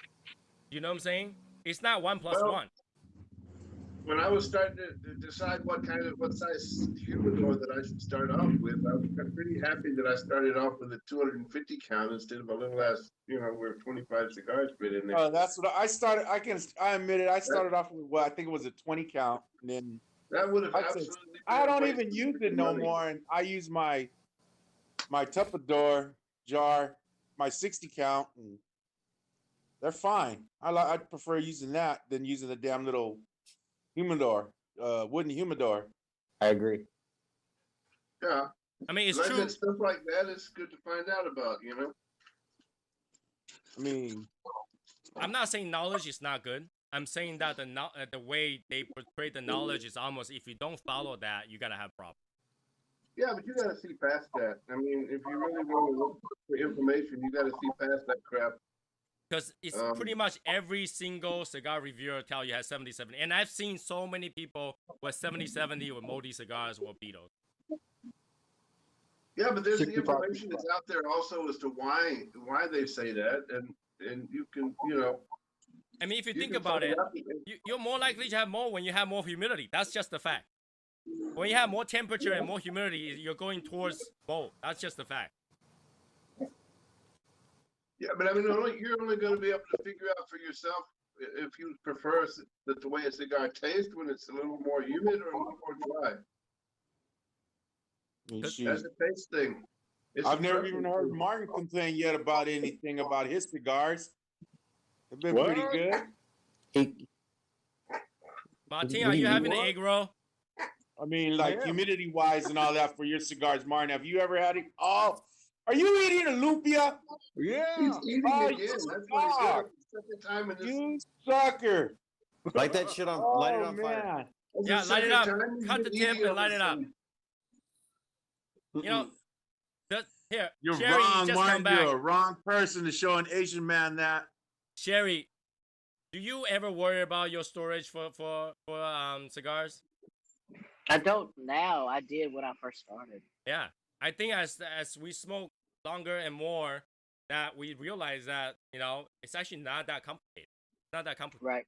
And even if you have perfect condition, you can still have both cigars or beetle. And it a lot of time is because where the shop owner how they kept it versus how we kept it. Because the shop owner tend to make it more. The shop owner tend to do 70/70, or if not 72/70, because they have the door opens all the time. So they tend to have more moisture in the corner, especially. But for house, we don't have that much cigar. We don't have to worry. I think you kicked me out, Tony. I did not. Google it. Nah, we see you, Martin. It's all because you're eating. That's why. Yep. Hey, tell your wife to make you some diliguan, man. That'll be better. You big old chicken. No. He doesn't like all kinds of food. He like all kinds of cigars he doesn't like. Jesus Christ, man. Hey, Cat. I can't believe you're married to a Filipino wife and you don't eat all the good Filipino food. I don't like Filipino food. That. But Cat, hey. Let's make sure that we don't belittle women here, okay? I don't like Filipino food. Oh, but you're eating a lumpia. Okay. Yeah, that's about the only thing I like. You don't even like pancit? Nope. Yeah, Martin, okay. Martin, where is the Shin ramen with cheese, man? We run out. It seems like you run out of everything. But yeah, I mean, so to that point, that's why, like, I realize that there's not a lot to talk about other than the cigar that we enjoy, right? There's the cigar we enjoy, the pairing we enjoy, one new cigar that we enjoy, and pretty much the little cigar news. There's not a lot of cigar news going on. You gotta be, come on, right? There's not a lot thing going on with cigar news, right? It's the only thing that really comes out is someone's closing a shop, someone's opening a shop, and new cigar that coming out, which pretty much only happen like what, 6 times a year together at the same time. True. Right? So there's, in terms of a cigar market, there's not a lot of news that you can talk about. So I really wanted to set people's expectations that when you go online, when you go on YouTube, look for the new cigar that you never tried before and try them rather than here. I'm gonna look for how I'm supposed to store my cigar to even higher level, right? I am not. Look at all the really cool gear. Really cool gear is really, that's personal preference too. There are some people that only have one set of gear forever. Yeah. Right? There are some people that don't even have a cutter. They literally just pick the end off and just smoke it. And those are the pros. Okay, those are the pros. Really cool gear. Those are the pros. They just literally don't have gears. They just literally. I can't pick find the my cigar. cutter. I use this and just poke holes. That's all I do, man. Right? If you want to smoke cigar, there's multiple. Some people actually go to the shop and buy cigars, and before they leave, they tell them to cut all the cigar before they leave. Yep. And that literally does not change your cigar anyway. You can have pre-cut, does not change at all. Right? I know some people is like, if you pre-cut your cigar, it's gonna be, taste bad or whatever. It doesn't happen. You can have pre-cut cigar, it's exactly the same. No, it was like when Jeff was asking about that, if anybody tried out that cutter that just pokes holes in the cigar. I'm like, why don't you just poke 3 holes in your cigar and see if you like it or Yeah, not? all you gotta do is use a pin and pop, pop, pop, and that's it. Or you can use a meat tenderizer. I mean, It might tenderize your cigar too. You don't have to spend $50 just to poke 3 holes in your cigar. Yeah, he works at a freaking place with a lathe and shit. He could make something. So yeah, I mean, in terms of swag and gears and lighter and stuff, that's actually more personal preference. In reality, does one work better than another? Yeah, some do, yeah. But no, but then I in the prefer to end, use the three torch than one torch. Yeah. no, I'm talking about in terms of smoking experience. Right after you No. light it, you can Yeah. just smoke it. Does it change your cigar smoking experience after that point? What kind of a cut I get on my cigar does change my smoking experience quite a bit. Things is just weird. Huh? James would say that becomes a personal preference and a mental thing. No, but if I had used one of those little cheap ass cutters the other day because it happened to be a Vertigo. No, and let me it give you just this pretty scenario. much ripped- it Let me pretty give you much this ripped scenario. the cap off, and it just makes the end of the cigar nasty. When you get your tongue against it. No, James. Let me give you the scenario. If I go to the shop and I buy 5 cigars and I ask the store owner to V-cut all of them because I like V-cut, I bring it home. I don't have any gear other than a big lighter. Is it not gonna make my cigar smoking experience any worse than people who have all the gears? No, because you're getting it take cut the way that you want it cut someplace else, but you're getting it cut the way you want it cut. So still. your gear does not Also, change your smoking Tony, experience. It depends. Did they use the community cutter? No, If no. I like a straight cut and I go to the store and say I want these cigars cut and he cuts 5 V cuts, that affects my experience as well. No, but obviously you have it cut to whatever you want. You don't need. The point is that you don't need the gears to have your smoking experience to be specific because you can have it done specific way and have no gear whatsoever. James just likes playing on the semantics.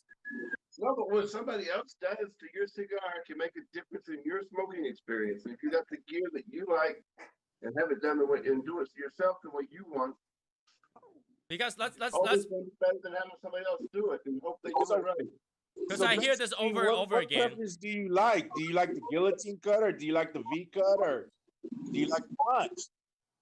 No, but let's be honest here. Like there is so many cigar rep and whatever. They travel around the place. All they have is a big lighter, and they can smoke just fine and enjoy the cigar just fine. Right? They go everywhere with just a big lighter, and they enjoy the cigar just fine. they don't have to have high-end gear for that. So the gear is really personal preference. It doesn't change that cigar experience all that much. That's right. See, James, don't change the experience by putting your cigar in my mouth. You won't have this problem. Well, I don't change the experience by letting you cut my cigar, with your cutter. You know, Better watch out, Michael. He might be kissing you next on a picture. Hey, things happen. yeah. The point is that you can get your cigar cut at the shop. You can get your cigar cut at the shop. You can have any sort of lighter that will eventually light it, and it's smokable. And once you pass that point, it doesn't change anything. Now, the lighter doesn't make that much difference. The cutter makes a lot more difference. Again, cutter, you can get it cut at the shop. They will cut it for you. Yeah, and if they got a nasty ass cutter that rips the fucking. Then you James, go you're to the getting wrong way too shop. worked up. Bob. James, at that point, you went to the wrong shop. Stop going to that shop. If the shop doesn't have a whole table worth of lighter to ask you what cut do you want, you're in the wrong shop. Yeah, I but a would lot of pick people my own only have cutter the to one do shop, that. Some people don't have that choice. Again, that goes back to personal choice, personal preference. It doesn't use your change fingernail. the cigar itself. Right? You can enjoy the cigar without that much hassle. That's what that's the message I try to convey is that cigar is not that complicated. You can smoke without any of those things. You can store your cigar at a small amount without any of those things. Now, if you become a collector, become a hoarder, that's a different story. Because now you want to protect 1,000 cigars versus a box of cigars. You know what I'm saying? That makes a big difference. And even when you have 1,000 cigars, your entire humidor isn't gonna mold at the same time. You'll have a corner that mold, or maybe that one cigar that mold. It's not gonna be a disaster where the entire cigar box, you open it up, is a whole colony there waving at you, says hi. That doesn't happen.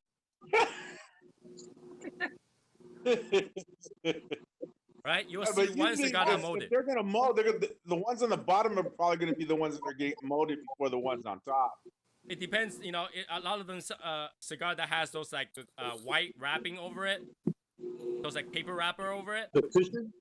Those tend to mold faster, and tubos they tend to mold because The they're tissue, enclosed. you mean? Huh? You talking about the tissue?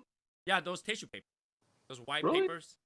Yeah. Well, yeah, anything like Tissue paper absorbs water and holds it, and it's really just kind of holding water against the outside of the cigar. That's why they mold. Yeah, if you don't allow your cigar to breathe, yeah, it will tend to mold easier.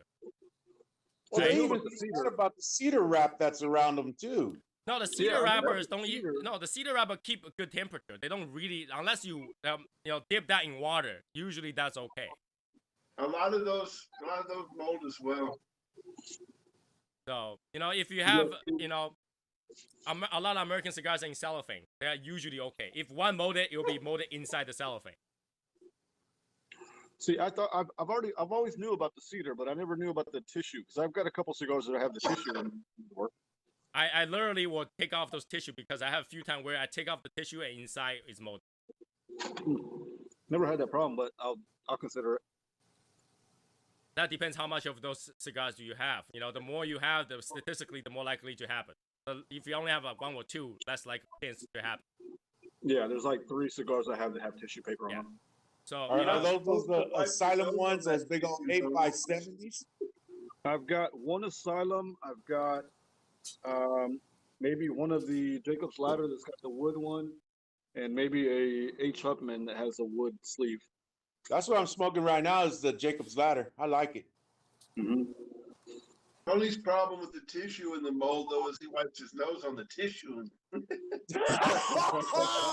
Oh, damn. I don't think that's big enough for my nose, but that's okay.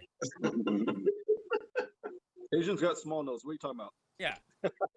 We don't smell the cigar like that. No. You don't smell the cigar through the tissue, Tony?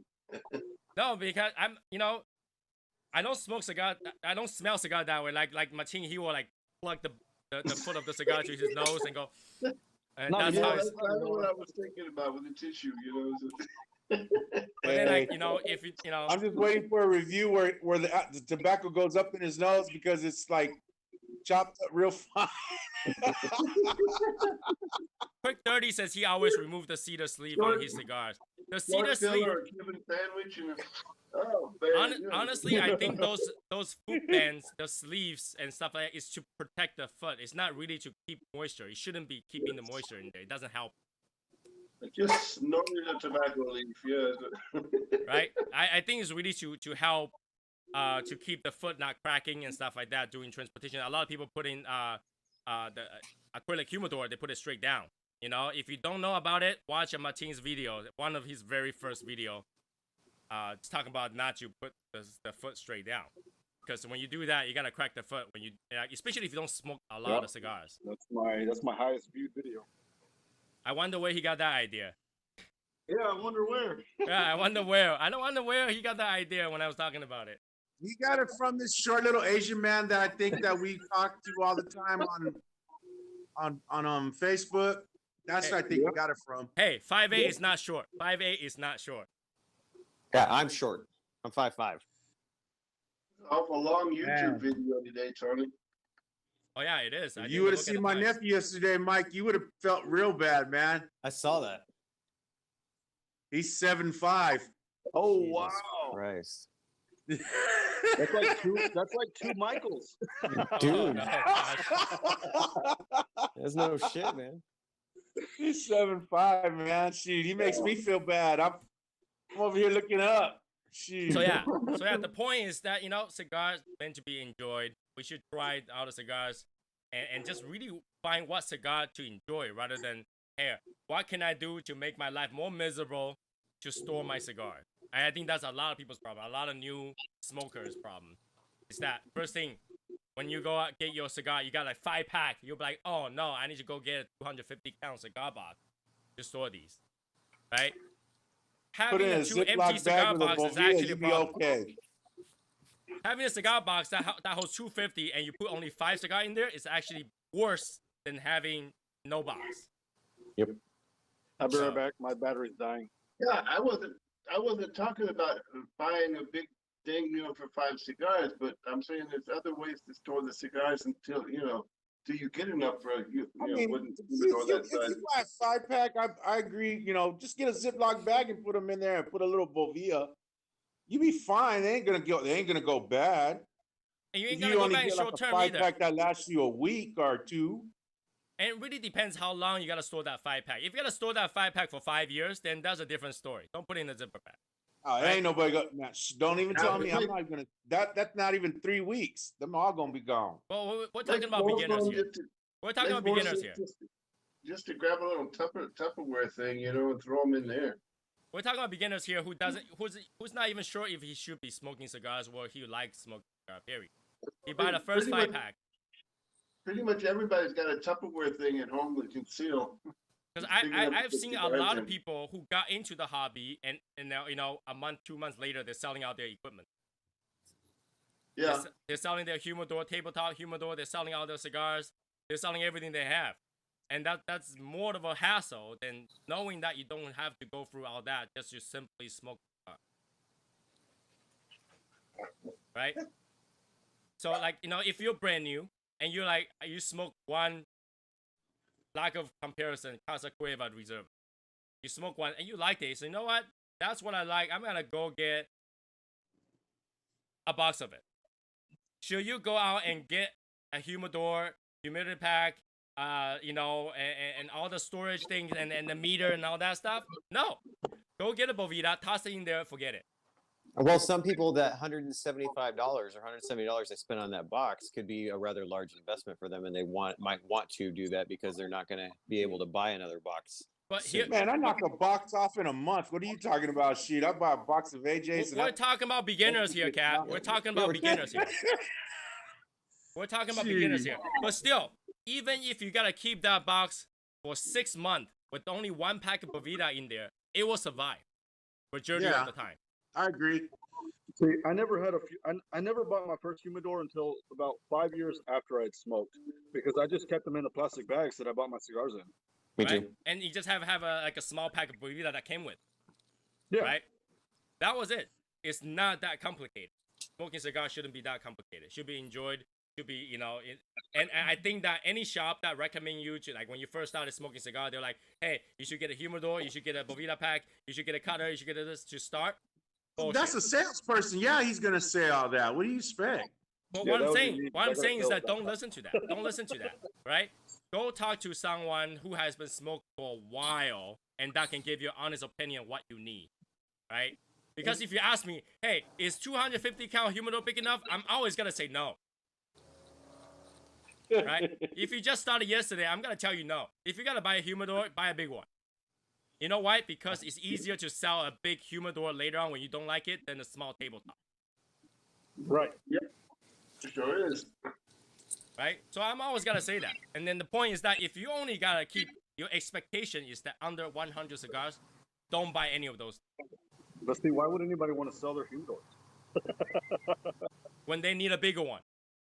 But still, just keep using it and just buy another one. I sold my wood ones to like a coworker of mine because he wanted them. He wanted because one was like a 50 count, one was like a 25 count. So And I don't even think that you should ever get a 50 count. I think It's my like- wife made mine into a jewelry box or whatever. I don't know. She's got it in the room over there. Now, if you gotta get a 50 count, it's because you have some cigar at home and you have an office that you can put that box in to smoke at work or something like that. That makes sense, right? I was Well, like, that's Martin at work. Huh? That's Martin. He's got one at work. I know that. I know he took a picture of that. Yeah, Right? I did. He's one in his desk. But that's because you want to keep it at work and you don't know what's going on at work. You don't know if there's some people with COVID that's gonna sneeze on your cigars. Sure, you get a box with a lock so that you can put it there. But other than that, why would you need a 50 count? A 50 count isn't gonna change that much. Just throw a Bovida pack in there, forget it, That's true. right?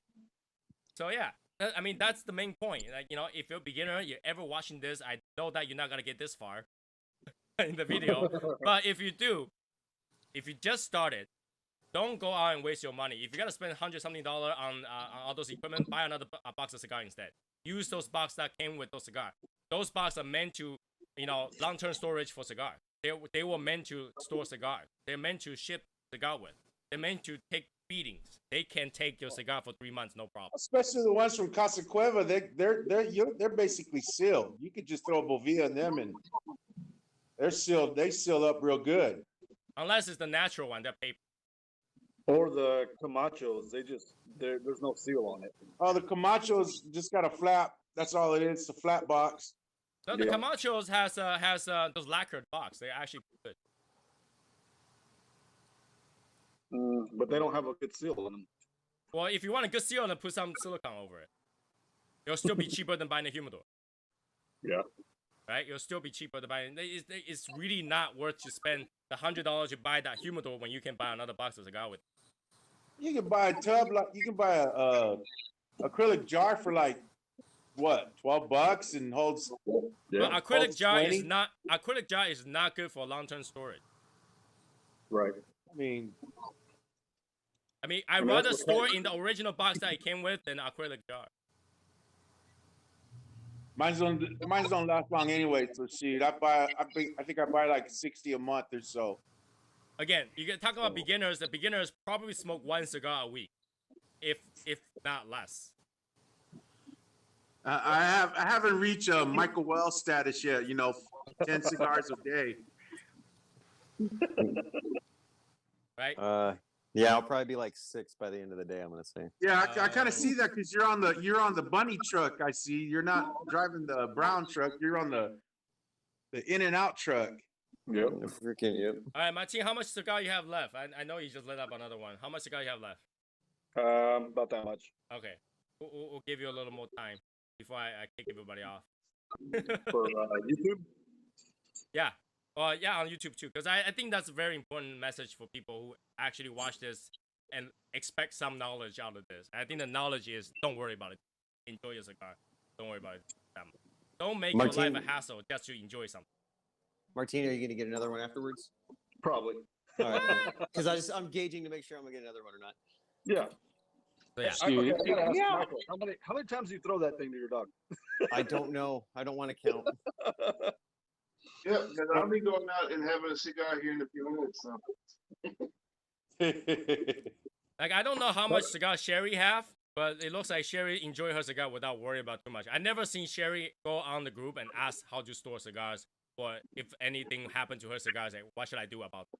She never does. Yeah, Sherry's an OG. She knows what she's doing. Thank you. I have under 100. The most I've ever had was 125. So I don't. Well, you even got that you got that nice beautiful glass humidor. I seen that. Oh Yeah. Yeah. I have a display humidor. You Yeah, also and smoke a lot of cigars, Sherry. So. But I do. Sherry didn't buy that humidor until much later. She didn't buy that, Right. you know, very beginning when she smoked like, you know, 10 cigars, I did not. right? So I know a lot of people would do it. And I know that's one of my mistakes. When I first smoked cigar, I bought a 250 count humidor. The second day after I bought the first 5-pack of cigar. You know, because I didn't know much about it. When I go online, everybody's talking about cigars gotta mold, they gotta have B-roll, cigars will be too hot, cigars gotta, you know, all that stuff. First thing, you know, when you Google anything, you gotta find every website. See, I didn't know about cigar beetles until Tony was on SSN, or what was it? CDN. I mean, There you go. You didn't know about that? Well, I didn't know about beetles until you were in the group. I was in the group very early. Yeah, and I didn't know about it. Yeah, but because American cigar just doesn't happen all that often. You know, if you buy cigars from America, it just doesn't happen often. Does it happen? Yes, it does. Like I say, if you put it in a really bad condition, or it came out of the factory like that, you're gonna have it, right? But even if you put in the perfect condition, you're not gonna be able to avoid it if the egg is about to hatch on the way to your house. There's nothing you can do to avoid it. You can have cellophane, and the beetles gotta eat through it, and all the cigars near it. Here's the thing: can you still smoke that cigar? Yeah, you can. You wouldn't, but you could. I mean, the beetle is not gonna be in there anymore. By the time you see those holes, they're out of it. Yeah, but they've already pooped inside the cigar. If you know what's in your food, you wouldn't care. That's being real true. What he's just said right there. Yeah. Right? So, you know, in the end, just enjoy your cigar and not worry about it that much. And the honest truth is that if you really care about those, go talk to someone that smoked a lot of cigar and no longer care. No longer care. They will tell you, you know what? The easiest way, go get a Tupperware, throw 25 cigars in there. If you have too much, just go get another Tupperware. It'll cost you $5. Right? And the only thing you ever had to worry about, Bovita pack, or whatever pack, the humid pack that, you know, Martin talked about. They all work the same way. They all work the same way. When my nephew came down, I bought him a Ziploc tub that it'll hold 400, but it was a 4-gallon tub. Shoot, that's for him to take on the road. One thing I want to talk about is that I know Bovita sells those acrylic humidor for like more than $100. Oh man, that's too expensive. No. Don't ever buy those. All right, you're not a cigar shop where you rotate cigar every single day because you sell so quick. If you use those to store your cigar, you're gonna find your cigar changing shape, you know, having issues, crack leaf. You gotta get those. So don't get those. Get something that has gift. Get something like a plastic. You'll be fine. But don't go crazy to go get those like Yeti 500 count cooler either. You know. I know a lot of people who watch the Tiki Torch guys gotta go buy those huge Yeti big tub thing because that's what You're talking about Martin Amaya's best friend. Oh hell. You know, if you talk about the amount of video, the first thing you gotta find when you type cigar is this guy, Tiki Torch guy, right? I'm not Basically, overstating yeah, it, right? yeah. I'm not overstating basically, this. I'm not overstating this. It's true. When you go online, go on YouTube, first thing you type cigar, you're gonna find like 10, 15 videos from this guy. And he is out. Don't consider you had to store a cigar the same way he does because you have shit all the cigars. Okay, don't compare yourself to that. You're not gonna get to that way. You shouldn't worry about your cigar the same way he does. I mean, he's like the aficionado. And you know, if you don't do it his way, it's the wrong way. Don't go for that. Don't go for that. Okay. No. I'll be right back. I'll be right back, guys. What you getting? What you getting? He's gotta go chase his dog. No, I'm not gonna chase my dog. I gotta decide, and then I gotta use the little girl's room. I'll be right back. Right. So Remember to wipe after you squat. Oh. So yeah, I that. think that's the biggest issue is that people go online, they find aficionados video, and they want to copy exact to it, and they lose all that money to do all that, and then realize that they didn't really have to do that. Yeah, but he's always trying to push for the high dollar. He's trying to get young, new people to buy high dollar cigars. That's not going to happen though. Not everybody's going to try to do that. And that's another thing. If you just started smoking cigar, don't buy those high dollar cigars. What are you doing? You know, what are you doing with the high dollar cigar? Why, like, you know, if you just started a cigar today, don't buy a Davidoff. Go buy something that, you know, bundle. Learn how to enjoy those first, and then buy something like $8 range. Learn how to enjoy those. Then go to that. You know, you're not gonna be a father who give their kids first car as Lamborghini to drive, right? You gotta give them a beat up Honda to drive for a good reason. For a good reason. Get used to it. Learn how to enjoy it before you start. That's the key. Right? Very important. I can't say that, man. My first car was a '65 Mustang, but I paid for it myself. Right? Well, I don't know what, you know. Did you buy your '65 Mustang at 65, or did you buy your '65 Mustang at 90?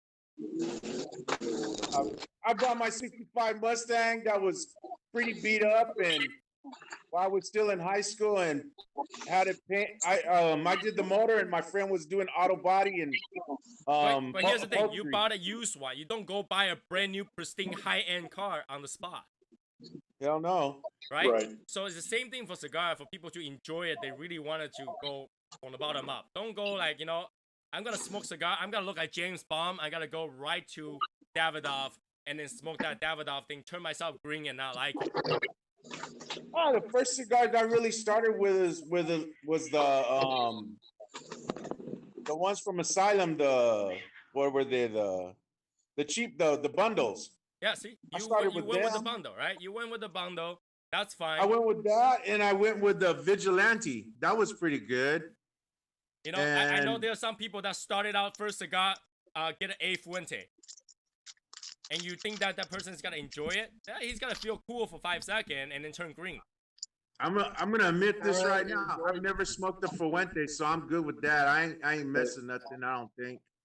Hey, yeah, that A Fuente ruined me when I smoked that Opus 6. Right? So, you know, Opus 6 is Fuente, not A Fuente. But then, you know what I mean? Like, don't go too high, you know, don't think that you gotta jump into this, hits down and go, I gotta buy the best thing I can get because that's how cigar is. Why go with the crappy stuff? Why go with the $5 cigar bundle with no bends on it? For day one. For day one. You know? People's gotta go to the cigar shop. They gotta look at a whole wall of all kind of things. And they gotta go with things with the most interesting bend, the largest size they can find, and the highest price they can afford. Bad idea. Well, I think the biggest cigars I've ever smoked were the Asylum 13s, and those, I only smoked them for a little bit and didn't care for them after that. Quick 30 says he started out with the Perdomo Lot 23. You know, people should start with the that's basic a good, brand. the Nicaraguan, that's a good one. I like that. You know, people start with a CAO and the basic punch, you know, that kind of brand, sure, it makes more sense.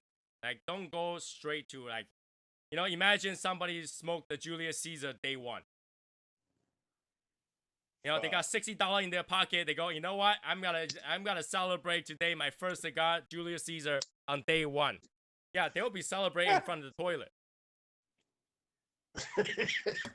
That just depends on the person. That will be any Well, it all person. depends on if he thinks it's like a cigarette and he starts to inhale it. That'll really be the funny part. You don't have to inhale Julius Caesar to get sick on it. Especially if it's you've just started that Julius Caesar, that'd get you a little bit. Right? And can you imagine somebody started out, it's like, you know what? I'm a hot rod guy. I'm going to go in there and get a flathead 880. day one. Because it looks Man, cool. that 7x70, that took me 3.5 hours to smoke. That flathead, that was a long time. Right? That's what the 660 takes me. Because you gotta go in there, you gotta go into the shop, and you gotta, your first time going to the shop, so a lot of people are afraid to ask people, right? They go in there, and they look at what people grab. If people buy a lot of those, they must be good. And somebody wants to get a flathead 660, and you're like, is that good? And the guy's gonna go, oh yeah, it's really good. And you buy one, that's when the big mistake goes, right? That's a bit. Go to the it just shop. depends on your constitution. Some people that heavy cigar doesn't bother them. Rarely though. I We're like talking about a beginner. heavy cigar. I know that, so it doesn't bug me to smoke a heavy cigar. Again, we're talking about day one, when you first go to the shop for the very first time because you want to pick up cigar. And and then you decide not to talk to the shop guy. Well, the shop guy just doesn't know anything and does not want to talk to you. Well, Albert brought me a bunch of cigars over when he came to visit, when I first started smoking cigars. And he brought Dominicos and a lot of $3-4 sticks. And I didn't care a whole lot for them.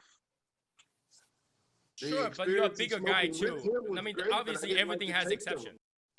Obviously everything has exception. You're a bigger guy, you have more tolerance. But still, you're not gonna learn to enjoy it all that much if you don't know what to look for. I know, but I knew that I didn't enjoy those sticks that he brought over too much.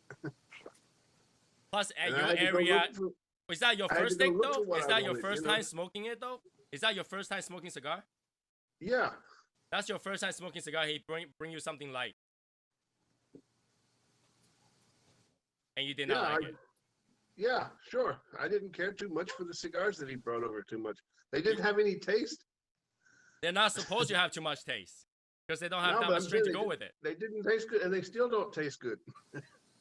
I gotta have a cigar that's got quite a bit of spice in that, and kind of makes my nose tingle. That's the way I like them. I'm a guy that puts a lot of pepper on his food, so. But learning what you like is another process too, right? Right? Like the more cigar you smoke, you start to learn what you like. Because if you never had one before, you don't know cigars supposed to be spicy, certain things. You don't know some cigars sweet. You don't know some cigar tastes like crap. Right? You don't know. No, but you learn it really like quick. everybody says, some people don't like Connecticut's because they say they're too mild. But there was actually the only Connecticut that I like is the My Father's CT. That one's actually pretty good. Quick 30 says, well, if you go to the shop for the first time and the shop doesn't know or doesn't talk to you, that's the wrong shop to be in. I think some of the problem is that some people go to the shop for the very first time. They choose not to talk to the shop because they feel like they don't want to be the noob that asks all that question. Oh, the lady at the shop over here, as soon as you walk through the door, she greets you right away and asks you what you want and everything. I mean, that's a good service, of course. I'm talking about, there are people that go to the shop very first time, and then they go, hey, how you doing? What can I help you find? I mean, that's normal stuff, right? If you go to the shop, they say, hey, how you doing? What can I find you today? Help you find today. And some people just say, yeah, I'm good. Very first time people, they do that. A lot of people will read the information before they go to the shop, and then they still think that they're expert right after they read that. And they go, I'm good. And then they just start looking for the brand that people talk about online. Right? They will start. See how much smoke this thing's putting up? Holy cow. And a lot of people actually read, what is the top cigar of this year? And then they go find those top 25 cigars. And go, that's a mistake. Holy crap. That's a big mistake because most of them are pretty kicking too. Right. And that's a mistake that people have. And most of them don't pay attention to that. And in terms of cigar knowledge, you should tell people that is a bad idea. Always choose something light first. It's better if you know something is too light and then you go your way up, then get something too heavy and you gotta work your way down. You know what I'm saying? If you get something that's super flavorful, but it's too strong for you, as you go down, you might go, no, that's the string perfect for me, but there's no taste.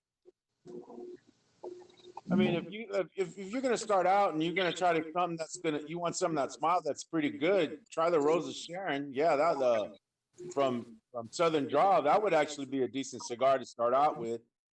But if you're brand new, you wouldn't know anything about Rose of Sharon. You wouldn't know any name, right? You'll go find the name that you found online, right? If you don't talk to the shop. You guys see how much smoke this thing's putting off? What is that you're smoking? Oh, you finally This is like smoking? Camacho. So it's a Cigar World factory smoke. Okay. Yeah, that's a lot of smoke. This is like a it's from Races Cuba, Races from Races in Dominican. So Alec Bradley. So yeah, I think that's Bradley blend. Huh? that's the message I tried to portray today. I'm trying to pass on today is that, you know, if you're a beginner, if you just started not too long, don't worry about it too much. I think that's the thing. Don't worry about it. Right? Pick out some cigar. Try the bundles first. Save your money. Try the bundles first to find out if you even like to smoke. Right? You might not even like to smoke, and you buy your crazy cigars, and now you have those cigars you don't know what to do with. I think Martin needs to push the battle of the bundles a little bit more then. Oh, okay. Give me some suggestions. Tell you, the Gurkha Ghost don't got shit on this cigar. Damn. Oh man, no Gurkha, please, no.